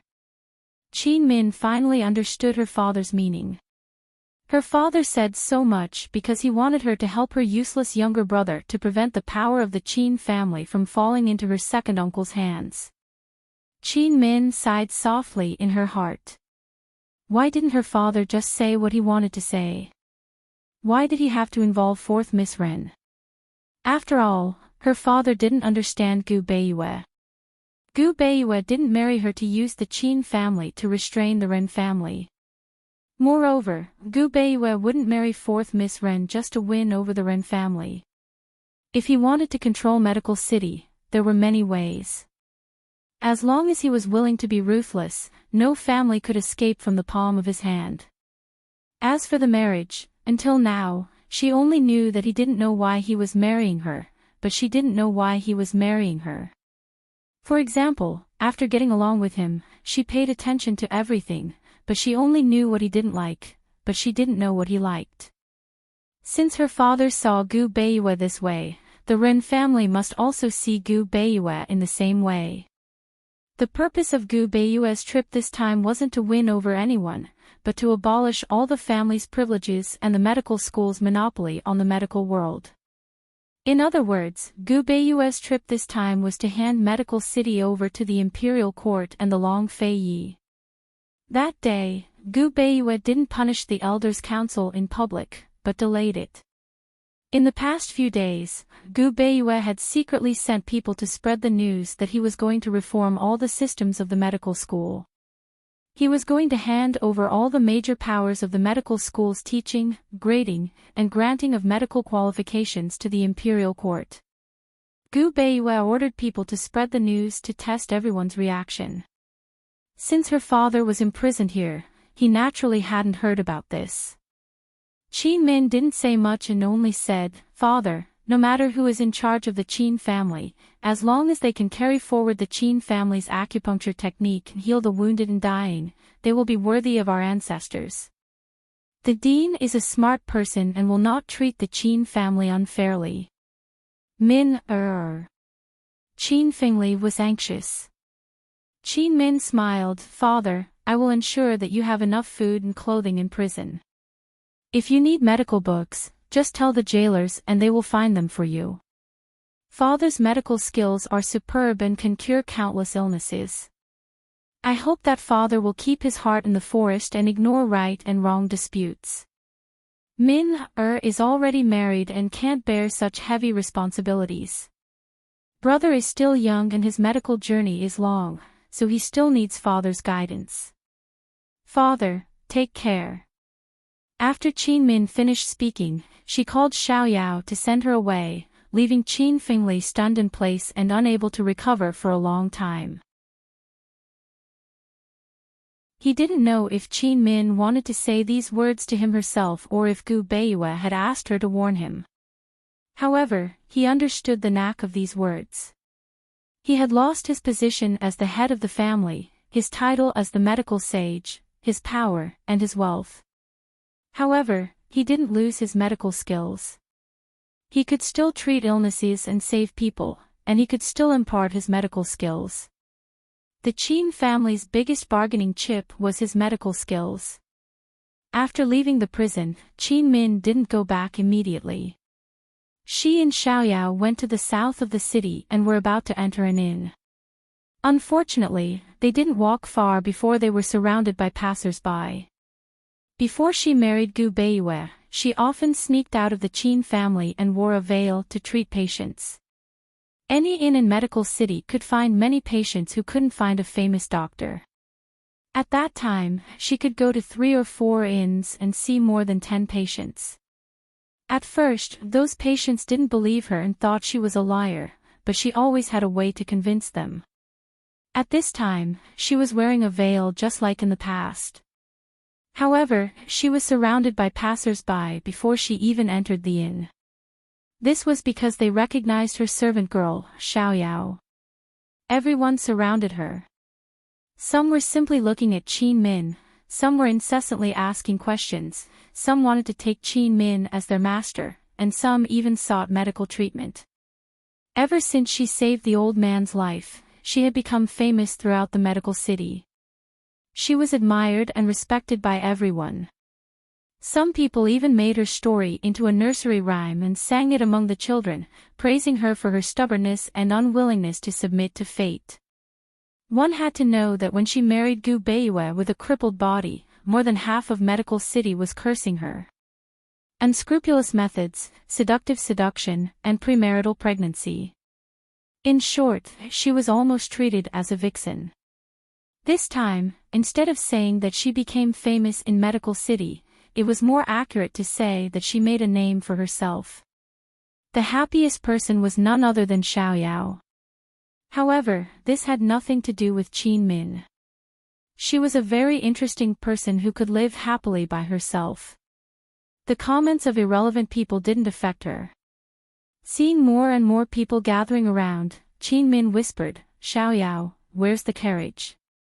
"It's in the alley up ahead," Xiaoyao quickly replied. "Then why aren't we leaving?" Qin Min asked in displeasure.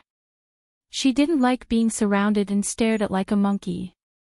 Moreover, Gu Beiyue had spread the rumors, so many people in Medical City were dissatisfied with him. As his wife, she'd be implicated as well. The more people gathered, the greater the danger. "Make way, make way. Please make way, we have urgent matters to attend to. Don't block the way. If you want to seek medical treatment, go to medical school. I'll arrange the time for you. Make way."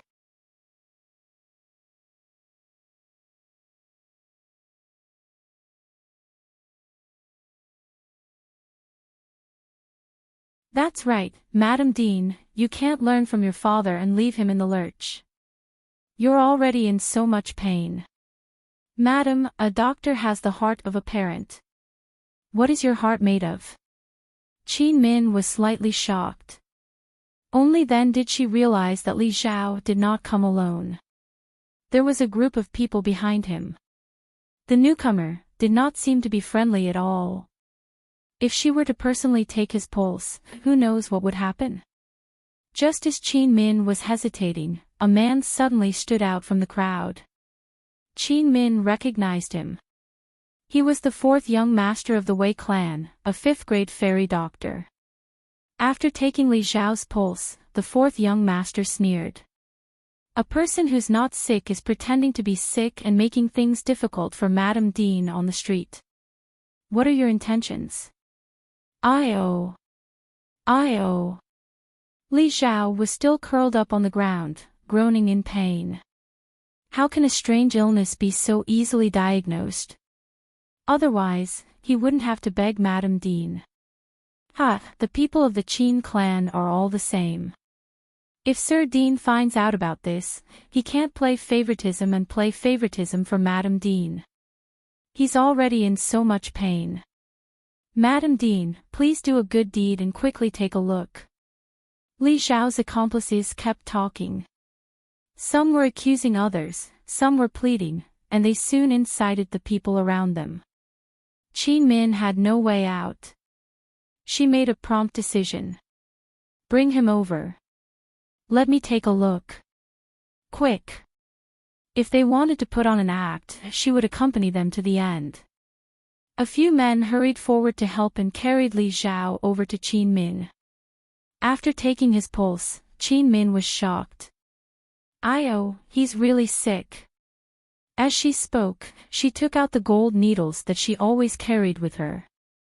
I'll perform acupuncture now. The more painful it is, the more effective it will be. If you want to live, you have to bear with it. A wretched look flashed across Li Xiao's eyes as he said, Thank you, Madame Dean. Of course, he knew that Qin Min was beating him at his own game and wanted to torture him. His superiors had already made it clear that he was not here to make things difficult for Qin Min. He was here to humiliate Qin Min and Gu Beiyue. Gu Beiyue wanted to hand the medical school over to the imperial court. If he did not pay the price, did he really think that the major clans were so easy to bully? Just as Qin Min was about to perform the acupuncture, Li Xiao suddenly broke free from the people who were supporting him. He shouted, "Ouch!" and pounced on Qin Min. Qin Min then realized Li Xiao's real motive. She could not dodge in time and was so frightened that she closed her eyes. However, after waiting for a long time, Li Xiao did not pounce on her. The originally noisy surroundings instantly quietened down. It was so quiet that she could hear her own thumping heartbeat. What was going on? Qin Min carefully opened her eyes and saw the side profile that she was most familiar with.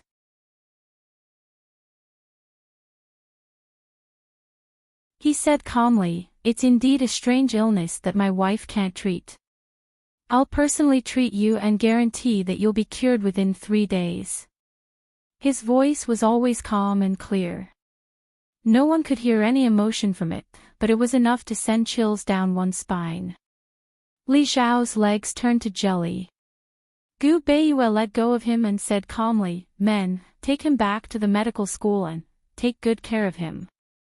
Li Xiao finally could not take it anymore. He fell to his knees with a thud. "Dean, this little one knows his mistake. This little one was ordered by someone. I beg Dean to spare my life." The surroundings were quiet, and Li Xiao's pleas were especially loud. Gu Beiyue did not look at him.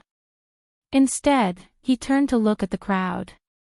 A hidden dart flew out from that direction, and its target was Li Xiao. There was no doubt that the person behind this was going to silence him. Gu Beiyue watched quietly. As the darts drew near, he suddenly kicked Li Xiao aside and used his other hand to send the darts tumbling back to where they'd come from. The dart hit the culprit's shoulder, and the culprit was so shocked that he turned around and fled. Gu Beiyue ignored him, but the guards who came with him had already chased after him. Everyone present finally understood what was going on, and no one dared to make a sound. Li Xiao was also scared silly and allowed the guards to take him away. Qin Min witnessed everything and sighed in her heart. She did not dare to imagine what would have happened if Gu Beiyue had not arrived in time. Gu Beiyue turned to look at her and said gently, "Madam, you must be frightened." It had been a long time since she heard him call her Madam, and Qin Min was a little startled. She felt that he was not calling her. Gu Beiyue did not say anything and leaned over to hug her. Whenever he came close, she would become nervous, whether it was the first time or now. He placed one hand on her knee and the other on her back. She was sitting in a wheelchair, and her hands were still restrained. It was difficult for him to carry her. He tried a few times, but to no avail. Under the watchful eyes of the crowd, he could only whisper in her ear, "Eldest Miss Qin, I'll carry you to the car." Sorry for the offense. Qin Min's body was as tense as a rock. Her previous anger was all gone, leaving only nervousness. Thank you for your trouble, she said, but she still did not move. Gu Beiyue had no choice but to whisper again, eldest Miss Qin, please lift your hand. Qin Min finally understood what he meant and hurriedly lifted her right hand.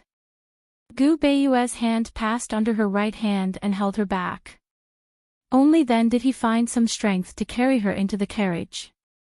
This scene made all the women present envious. This was probably the first time anyone had seen Gu Beiyue so intimately with a woman, right? All along, everyone had regarded the title of Madam of the Dean as a symbol of honor and status.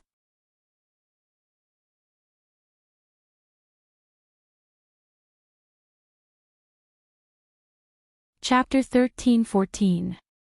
Under everyone's watchful eyes, the carriage slowly drove towards the medical academy. Inside the carriage, Gu Beiyue sat on the left while Qin Min sat on the right. The two faced each other, but both of them lowered their heads in silence. Gu Beiyue sighed inwardly, but he still spoke in the end. Eldest Miss Qin, this matter has implicated you. Since I've taken on the title of Madam Dean, I should bear this burden. It's not considered a burden, Sir Dean, you don't have to feel guilty, Qin Min replied. The title of Madam Dean seemed to be a status of power to both of them. It had nothing to do with feelings or their relationship. Fortunately, Xiaoyao ran quickly, Gu Beiyue said lightly. Qin Min only nodded. The two of them resumed their silence. Before the carriage reached the entrance of the medical academy, Qin Min saw Xiaoyao waiting at the entrance from afar. When Xiaoyao saw that they had returned, she dashed over. Her speed and momentum frightened the horse. The horse raised its head and neighed incessantly. Fortunately, Lin Yu was experienced and steadied the horse in time. Miss, are you all right? Son-in-law. Where's son-in-law? Xiaoyao asked anxiously. Qin Min looked from the window and said unhappily, what are you making a fuss about? Isn't he back now? Xiaoyao was stunned, then her little face immediately bloomed into a brilliant smile. Yes, yes, yes. This servant is making a mountain out of a molehill. It's son-in-law who can settle any matter as big as the sky. Miss, you should bring son-in-law with you when you go out next time. With him around, those people on the road won't even dare to look at you. Qin Min couldn't be bothered with Xiaoyao. Instead, it was Gu Beiyue who looked over. Xiaoyao didn't expect this and was so frightened that she lowered her head and shut her mouth. Actually, Gu Beiyue didn't mean anything else and just looked over casually. He said, Lin Yu, bring the wheelchair over. He was about to tell Qin Min to speak, but Qin Min beat him to it. Sir Dean, there's no need to trouble yourself. I want to go back to the Qin residence to stay for a few days. Let Lin Yu send me over. I won't go down. Gu Beiyue thought for a moment and said in a low voice, that's fine. It's time to settle the Qin family matters. Okay. Qin Min still nodded. Gu Beiyue hesitates for a while and finally makes up his mind.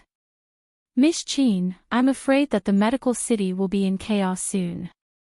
After the mole of the Qin family is caught, before Gu Beiyue could say anything, Qin Min interrupted him and said, Sir Dean, I'll go back to Ning province after we catch the mole. Last night, I sent someone to Yuning to bring the little shadow back to Ningzhou. We won't disturb you any further. She actually had a plan all along. She actually used the word sir. Gu Beiyue didn't know whether to laugh or cry. He nodded without hesitation. Okay. When the time comes, I will send someone to send you back.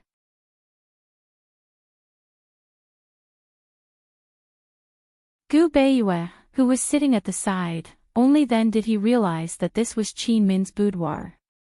He stood up and listened to the movements outside.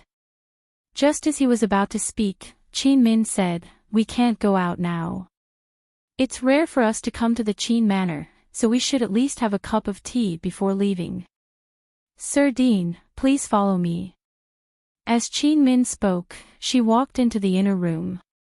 Gu Beiyue didn't move from his spot, hesitating. This boudoir was divided into an inner and outer room. The inner room was the bedroom, and the outer room was the study room.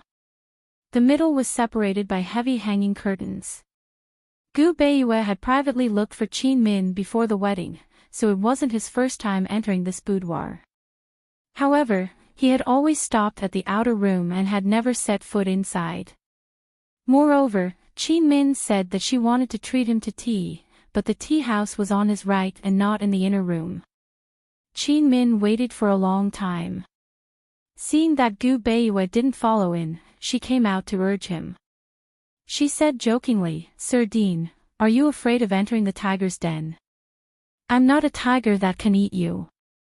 Only then did Gu Beiyue realize Qin Min's ulterior motives. He smiled and followed her inside. The inner room wasn't big. There was only a bed, no tea house, and no extra chairs. This made him feel rather awkward and he could only stand. Qin Min personally lowered the hanging curtains. Once the hanging curtains were lowered, the room seemed even smaller. A man and a woman in the same room. Perhaps it was ambiguous, or perhaps it was awkward. In any case, Gu Beiyue gradually felt uncomfortable. He said indifferently, "Eldest Miss Qin, if you have something to say, you can say it now." Qin Min didn't reply. She actually sat on the bed. With one hand on the bed, she hooked her finger at him with the other, indicating for him to come over. Not to mention her coquettish actions, just the seductive smile on her face was enough to make many men restless. However, to Gu Beiyue, this scene was only a shock. He had probably never been so frightened by a woman in his life. He was stunned. He was dumbstruck. At this moment, his mind went blank and he couldn't think. How did Qin Min? How did she suddenly, seeing Gu Beiyue in a daze, Qin Min finally couldn't hold it in and burst out laughing. "Ah!" She gently pressed her hand against the headboard of the bed. The headboard split into two, left and right, and a secret passage appeared below. Gu Beiyue regained his senses and subconsciously walked forward. However, Qin Min stood up and stopped him. She asked with a serious face, "Gu Beiyue, tell me honestly. Did you think of me as that kind of woman just now?" Gu Beiyue was stunned again. This was the first time Qin Min had called him by his name. He didn't know why, but when Qin Min called him that, he had a feeling that Qin Min was a different person. She was clearly someone he was familiar with, but at the same time, she felt very unfamiliar. For a moment, he didn't know how to answer her. Qin Min stared at him sternly. However, after a while, she laughed. "Sir Dean, I was just joking with you. Please don't take it to heart. This is a secret passage that leads to the back door of the Qin residence. You can go through this way. I'll deal with the matters outside." She stepped aside, but Gu Beiyue didn't move at all. It seemed that he hadn't completely regained his senses.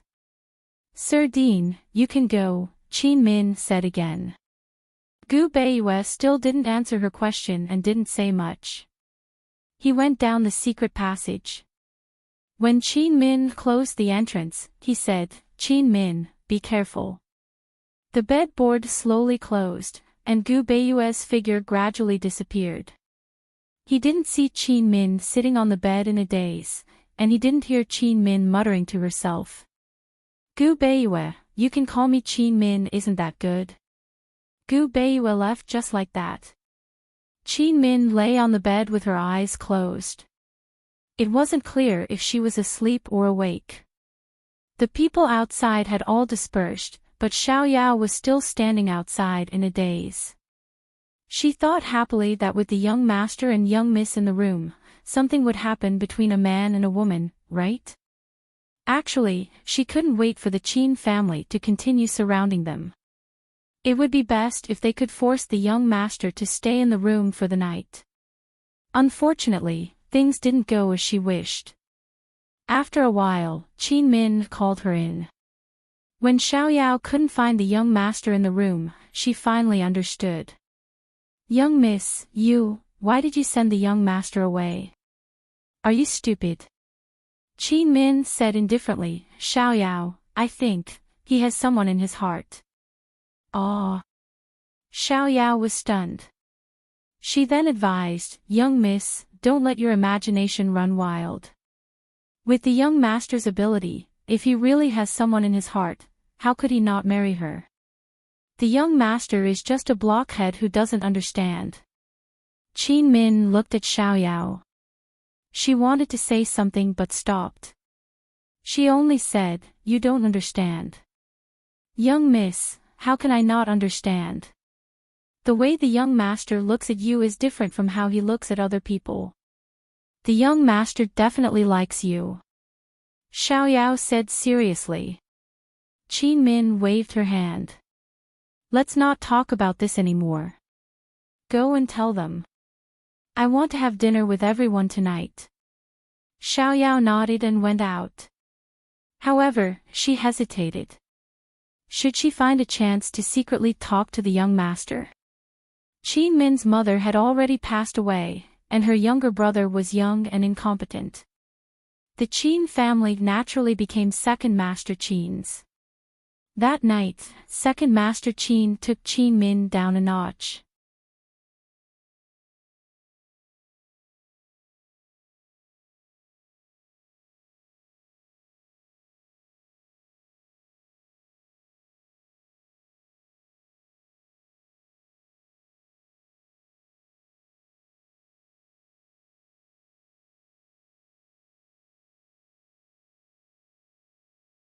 Even Qin Min herself found her words laughable.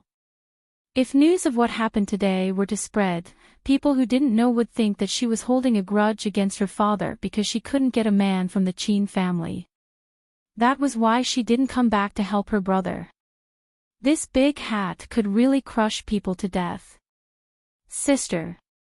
Qin Jia held a handkerchief and pretended to wipe her tears. She secretly glanced at the teacup on the table and choked out, "Sister, it's useless to say more. How can you forgive father and me? I know that back then, father gave me everything that should have belonged to you, and you've always held a grudge in your heart. I can repay all these debts to you." But, her brother was innocent. Our Qin family is also innocent. If second uncle obtains the position of family head and takes control of the ancestral medical books, then what will happen to brother? What will happen to father in prison? Sister.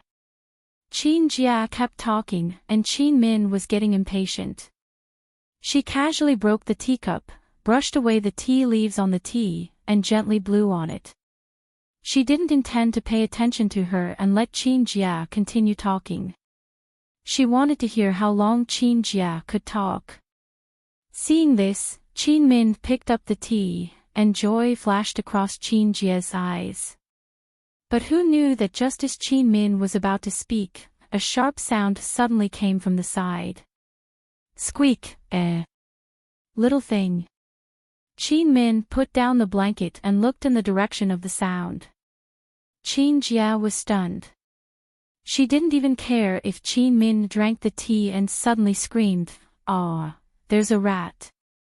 There were many people who were crazy about rats, and Qin Jia was one of them. Just as Qin Jia screamed, Little Thing flew in from the window and jumped onto the tea table.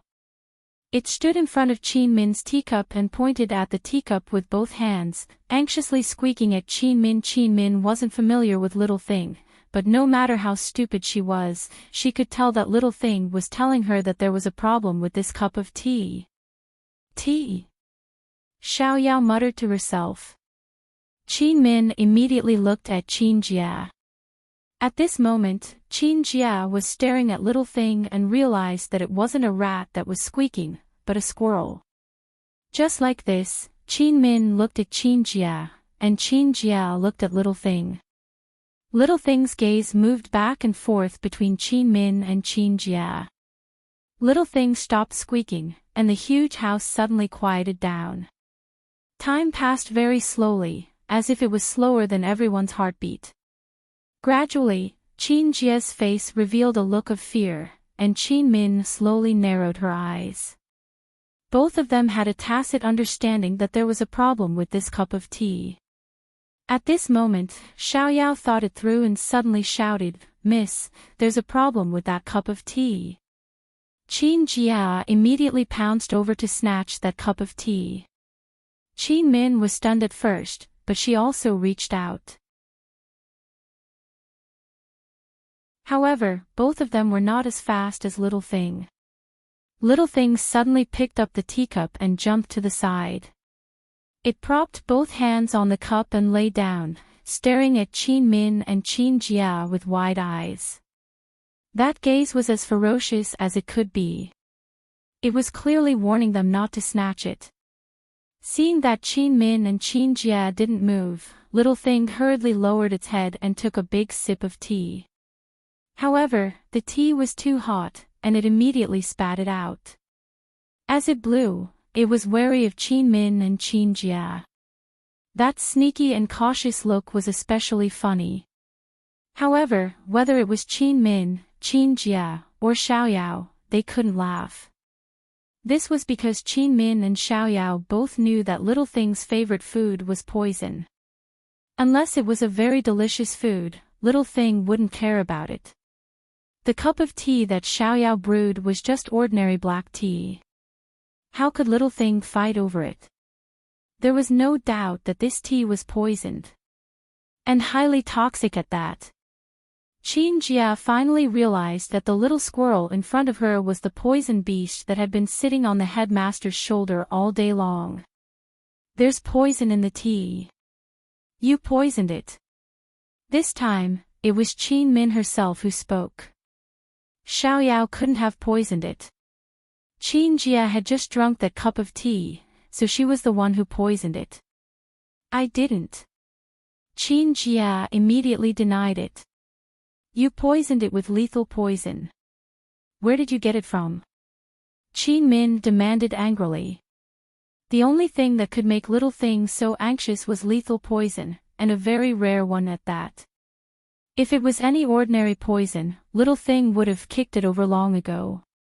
Ever since the poison sect was rehabilitated and 100 Poison sect was taken over by the Empress, ordinary poisons were hard to buy, to say nothing of a lethal poison like this. Even the three-way black market only sold ordinary poisons. Qin Min had a very bad premonition, but she didn't dare make any guesses. Qin Jia was extremely flustered. She stood up and pointed at Xiaoyao. It was her, she brewed the tea. She poisoned it. I don't know anything. Qin Min made a prompt decision. Xiaoyao, go and find the son-in-law. Xiaoyao immediately ran out, but the guilty Qin Jia couldn't take it anymore and pulled her back. You're not allowed to go. Xiaoyao struggled free. As a servant girl, she was naturally stronger than a noble young miss. She shook off Qin Jia's hand and ran out. Qin Jia immediately chased after her, but she stopped at the door. A moment later, she turned back into the room and closed the door behind her. Qin Min sat in her wheelchair, looking at her with cold eyes, her expression cruel. Qin Min, since you're so heartless, don't blame me for disowning you as my sister. As she spoke, she walked towards Qin Min step by step. Qin Min was extremely shocked. She did not expect her own sister to be so vicious. Qin Min reflexively tried to push the wheelchair, but Qin Jia rushed over and tried to strangle Qin Min. But at the same time, Little Thing jumped onto Qin Min's head and glared at Qin Jia. Forced into a corner, Qin Jia finally remembered that little thing was nearby. She froze, her hands hovering in midair. Squeak! Lil Thing pounced on Qin Jia's face and scratched wildly with its claws. She dared to poison the gentleman's partner. She dared to kill the gentleman's partner. This was unforgivable. After all, aside from Mama Yunxi, it only had room for Qin Min to follow the gentleman. It didn't know what this woman had to do with the Qin clan, much less her relationship with Qin Min. In any case, it wouldn't forgive her. Ah! Ah! Save me! Save me! Qin Jia screamed in fright as she clawed at Lil Thing, but couldn't pry it free. That was because Lil Thing's claws were already digging into her flesh. There was a loud bang as the door was kicked open. A gust of wind blew past before Gu Beiyue landed in front of Qin Min. Qin Min, are you all right? Qin Min gave a start. She didn't know why, but his sudden appearance made her feel like she was dreaming. It didn't feel real at all. How could he get here so quickly? Xiaoyao had just left.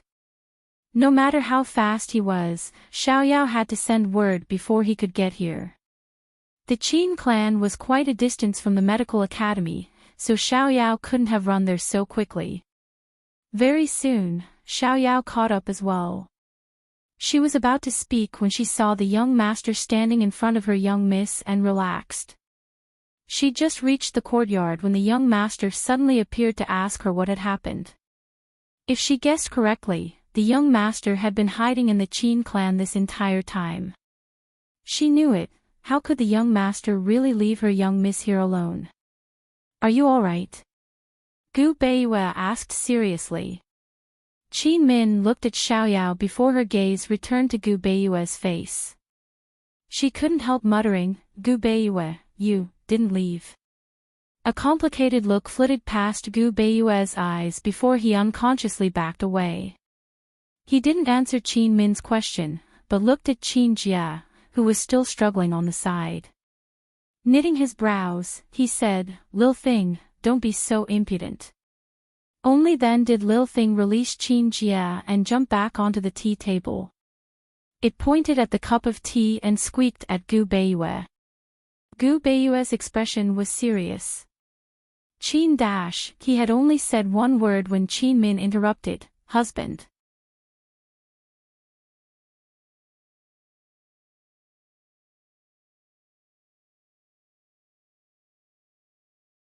She was stunned and couldn't believe her eyes. You were the one who poisoned me.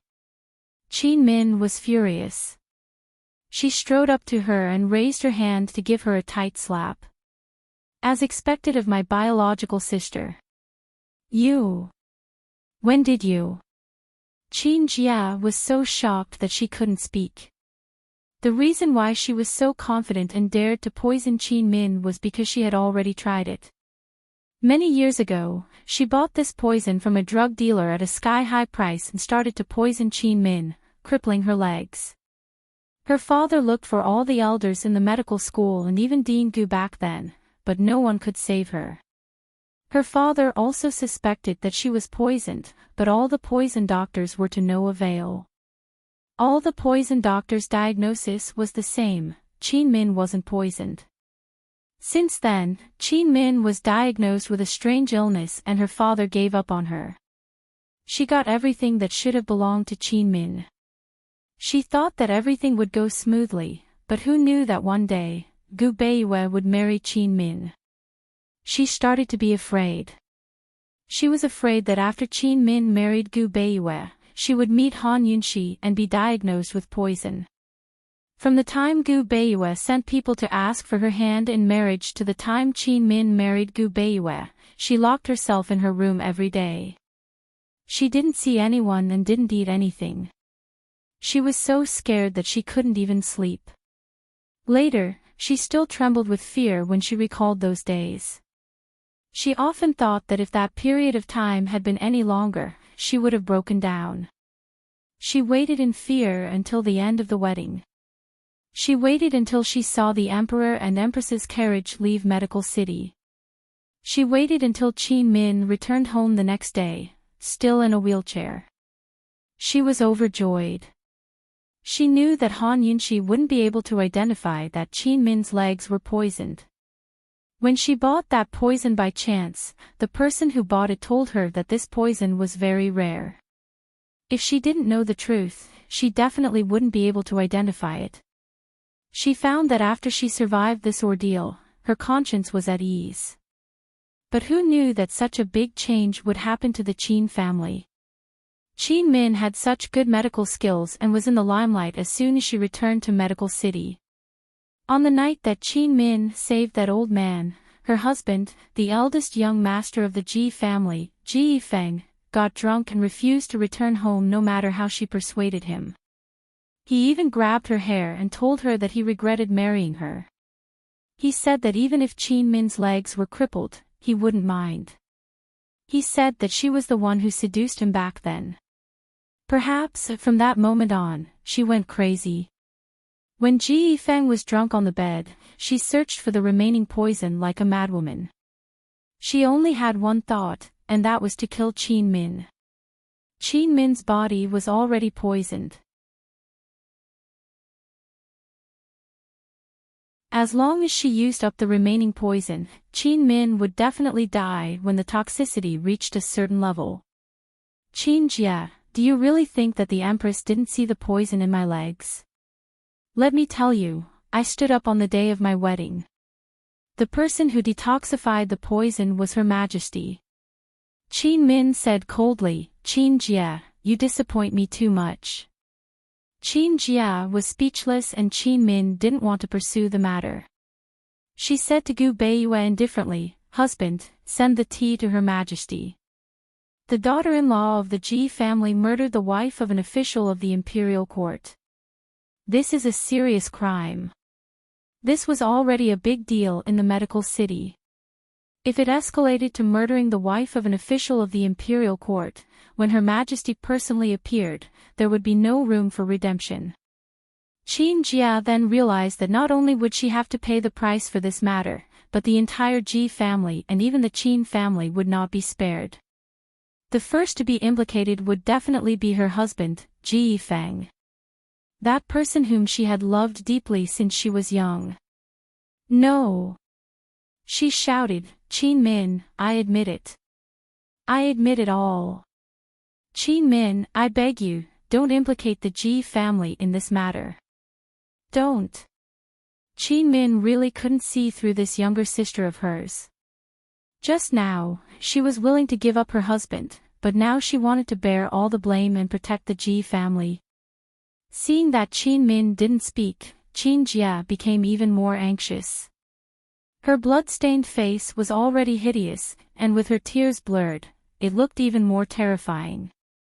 Qin Min, on account of the fact that you wanted to marry him before, can you let the Ji family off? Qin Jia cried. When she said this, Qin Min subconsciously looked towards Gu Beiyue. At the same time, Gu Beiyue was also looking at her. Qin Min, you know best whether you liked him or not. Ji Yifeng is innocent. He just advanced to a godly doctor and will be the head of the household in a few years. You will ruin him. Qin Jia's face was covered in tears. She put down all her dignity and begged, Qin Min, just take it that I'm begging you. Qin Min, he also likes you. He still likes you to this day. Sob, he already regrets marrying me. Gu Beiyue and Qin Min were both very awkward. Qin Min wanted to say something but stopped. Gu Beiyue slowly turned his head and looked elsewhere.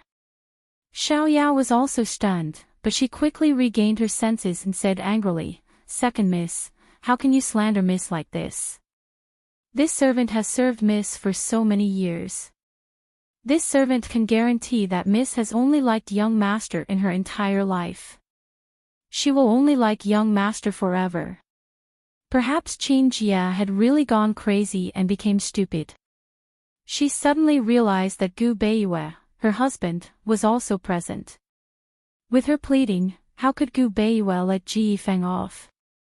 She looked at Qin Min and Gu Beiyue, speechless.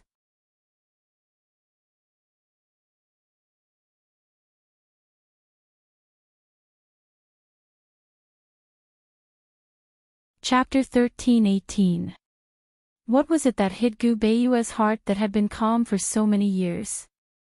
What kind of sorrow was that frown on his handsome brows? If even he couldn't resolve it, then who else could? Qin Min watched quietly for a long time. At first, she looked at Gu Beiyue, but eventually, her gaze moved up and landed on the bright moon in the sky. It was summer, but there were no stars. There was only a bright moon in the vast night sky. Many times, the moon's light was too bright and would overshadow the light of the stars. In the absolute light, no other shining point could be seen. Qin Min walked over.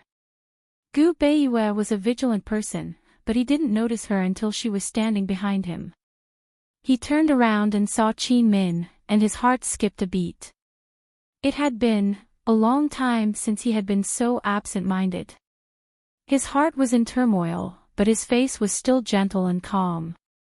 He asked mildly, "Eldest Miss Qin, have you settled the matters in the house?" Qin Min looked up at the moon and asked mildly, "What were you looking at just now?" She didn't call him Grand Tutor, nor did she call him Gu Beiyue. This was the first time she spoke to him without addressing him. Gu Beiyue was not used to it, but Qin Min asked again, "Have you been at Qin Manor all this time? Otherwise, how could you have rushed over so quickly?" Qin Min looked back at him and stared straight into his eyes. She continued, "Aren't you very busy?" Qin Min asked 3 questions in a row. Actually, she was afraid that he would answer. However, there was a limit to her questions, and she couldn't finish them all. She waited and smiled as she looked at him. "Gu Beiyue, since you didn't leave, then give me a reason to stay." A reason to stay in Medical City. Gu Beiyue's brows didn't relax.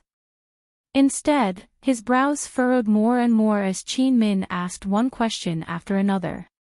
Qin Min had the urge to reach out and smooth it out. However, she endured it in the end. She knew very well that she couldn't smooth out his brows. She also knew that only he could smooth out his worries, his hesitation, and his worries. Gu Beiyue hesitated for a long time. Qin Min was willing to wait. Even if he hesitated for a day, a month, or even a year, Qin Min was willing to wait. He was afraid of being decisive.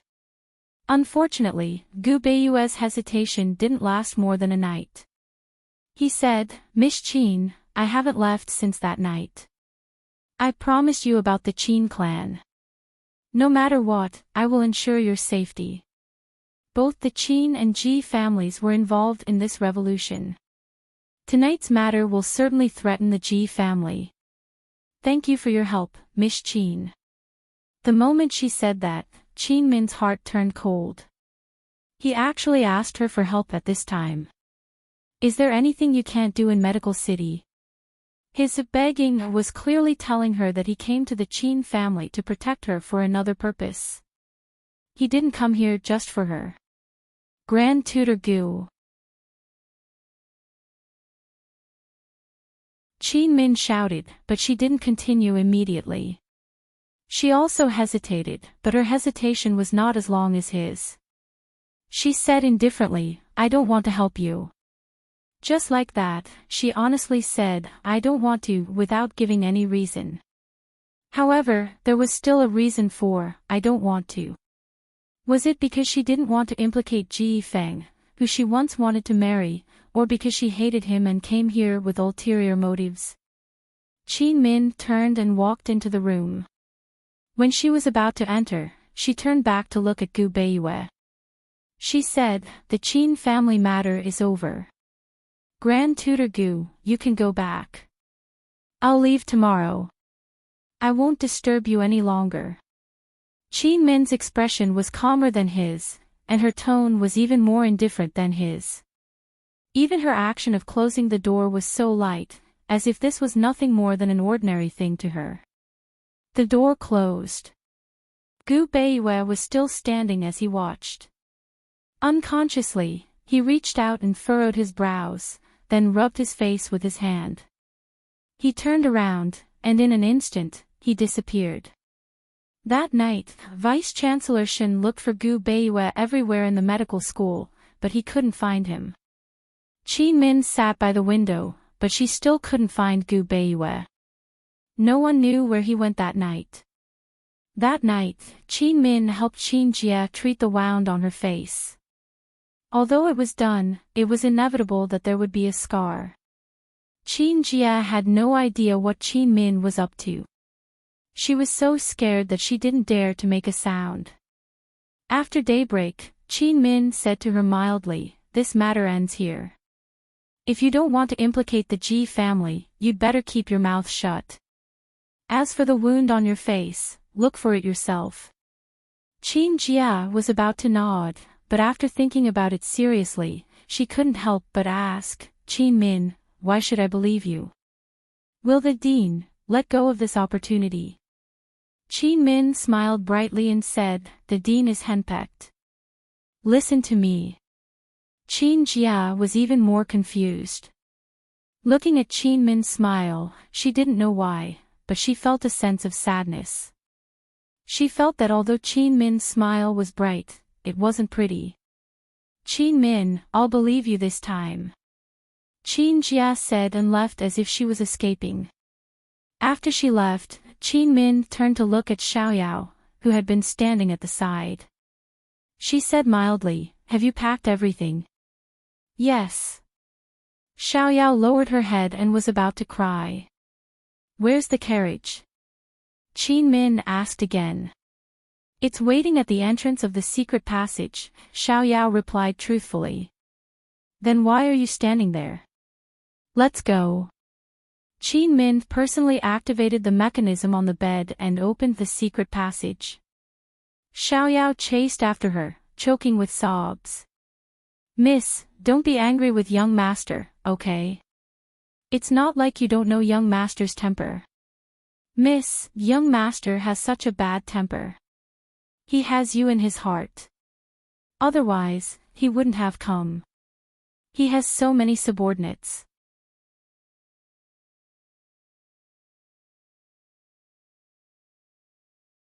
On the second day after Gu Beiwei returned to Medical City, he started the reform that had been planned for many years. Although he had already controlled the Qin and Ren families, as well as many large families in the two camps, there were still many voices of opposition. Not only were there voices of opposition in Medical City, but there were also voices of opposition in the imperial court and among the people. Many large families in Medical City were involved with outsiders. Gu Beiwei changed his usual gentle style and adopted an oppressive and iron-blooded policy. Many of his methods could even be considered sinister. Even Vice Academy head Shen was shocked by him. For example, dealing with the acupuncture family in Medical City, the Gu family. Gu Beiwei didn't give the head of the Gu family any time to hesitate. He directly laid out the various scandals that the Gu family had committed in the past 3 years, including misdiagnoses and deaths and inflated treatment fees. For example, dealing with the medicinal bath family in Medical City, the Yu family. Gu Beiwei tossed over a thick ledger that recorded all of the dealings between the Yu clan and Medicine City's Li clan. Almost every page had something fishy going on, but Gu Beiwei had marked them all out personally. For example, dealing with the massage family in Medical City, the Zhang family. Gu Beiwei used Madame Zhang's affair to threaten the head of the Zhang family. If he didn't support the reform, he would let the entire Medical City know that he had been cuckolded. The head of the Zhang family was so angry that he vomited blood, but there was nothing he could do. As for the Ji family, they wouldn't be spared either. Gu Beiwei didn't use Qin Jie's matter, but he still found other weaknesses that could be used against the Ji family. He didn't say much about this matter to Qin Min, and Qin Min didn't ask. Everyone thought that Gu Beiwei wanted to curry favor with Long Fei Yi. However, Long Fei didn't just sit back and enjoy the fruits of others' labor. On the 5th day of Gu Beiyue's reform, Long Fei made his move without warning. He pulled out all the officials who had colluded with the major families in Medical City. His methods were more direct and even more cruel than Gu Beiyue's. It took them half a year to finally take back the various privileges of Medical City. Gu Beiyue reformed Medical City, while Long Fei, with the assistance of Han Yunxi, changed the deep-rooted medical system. You're tuning into the LoveLore Library YouTube channel. We're so grateful for your support, and don't forget to subscribe to join us on this incredible journey through captivating stories. Your generosity through donations truly makes a world of difference, as it's the primary source of revenue that allows me to expand and enhance this channel for you. Thank you from the bottom of my heart for being a part of this adventure.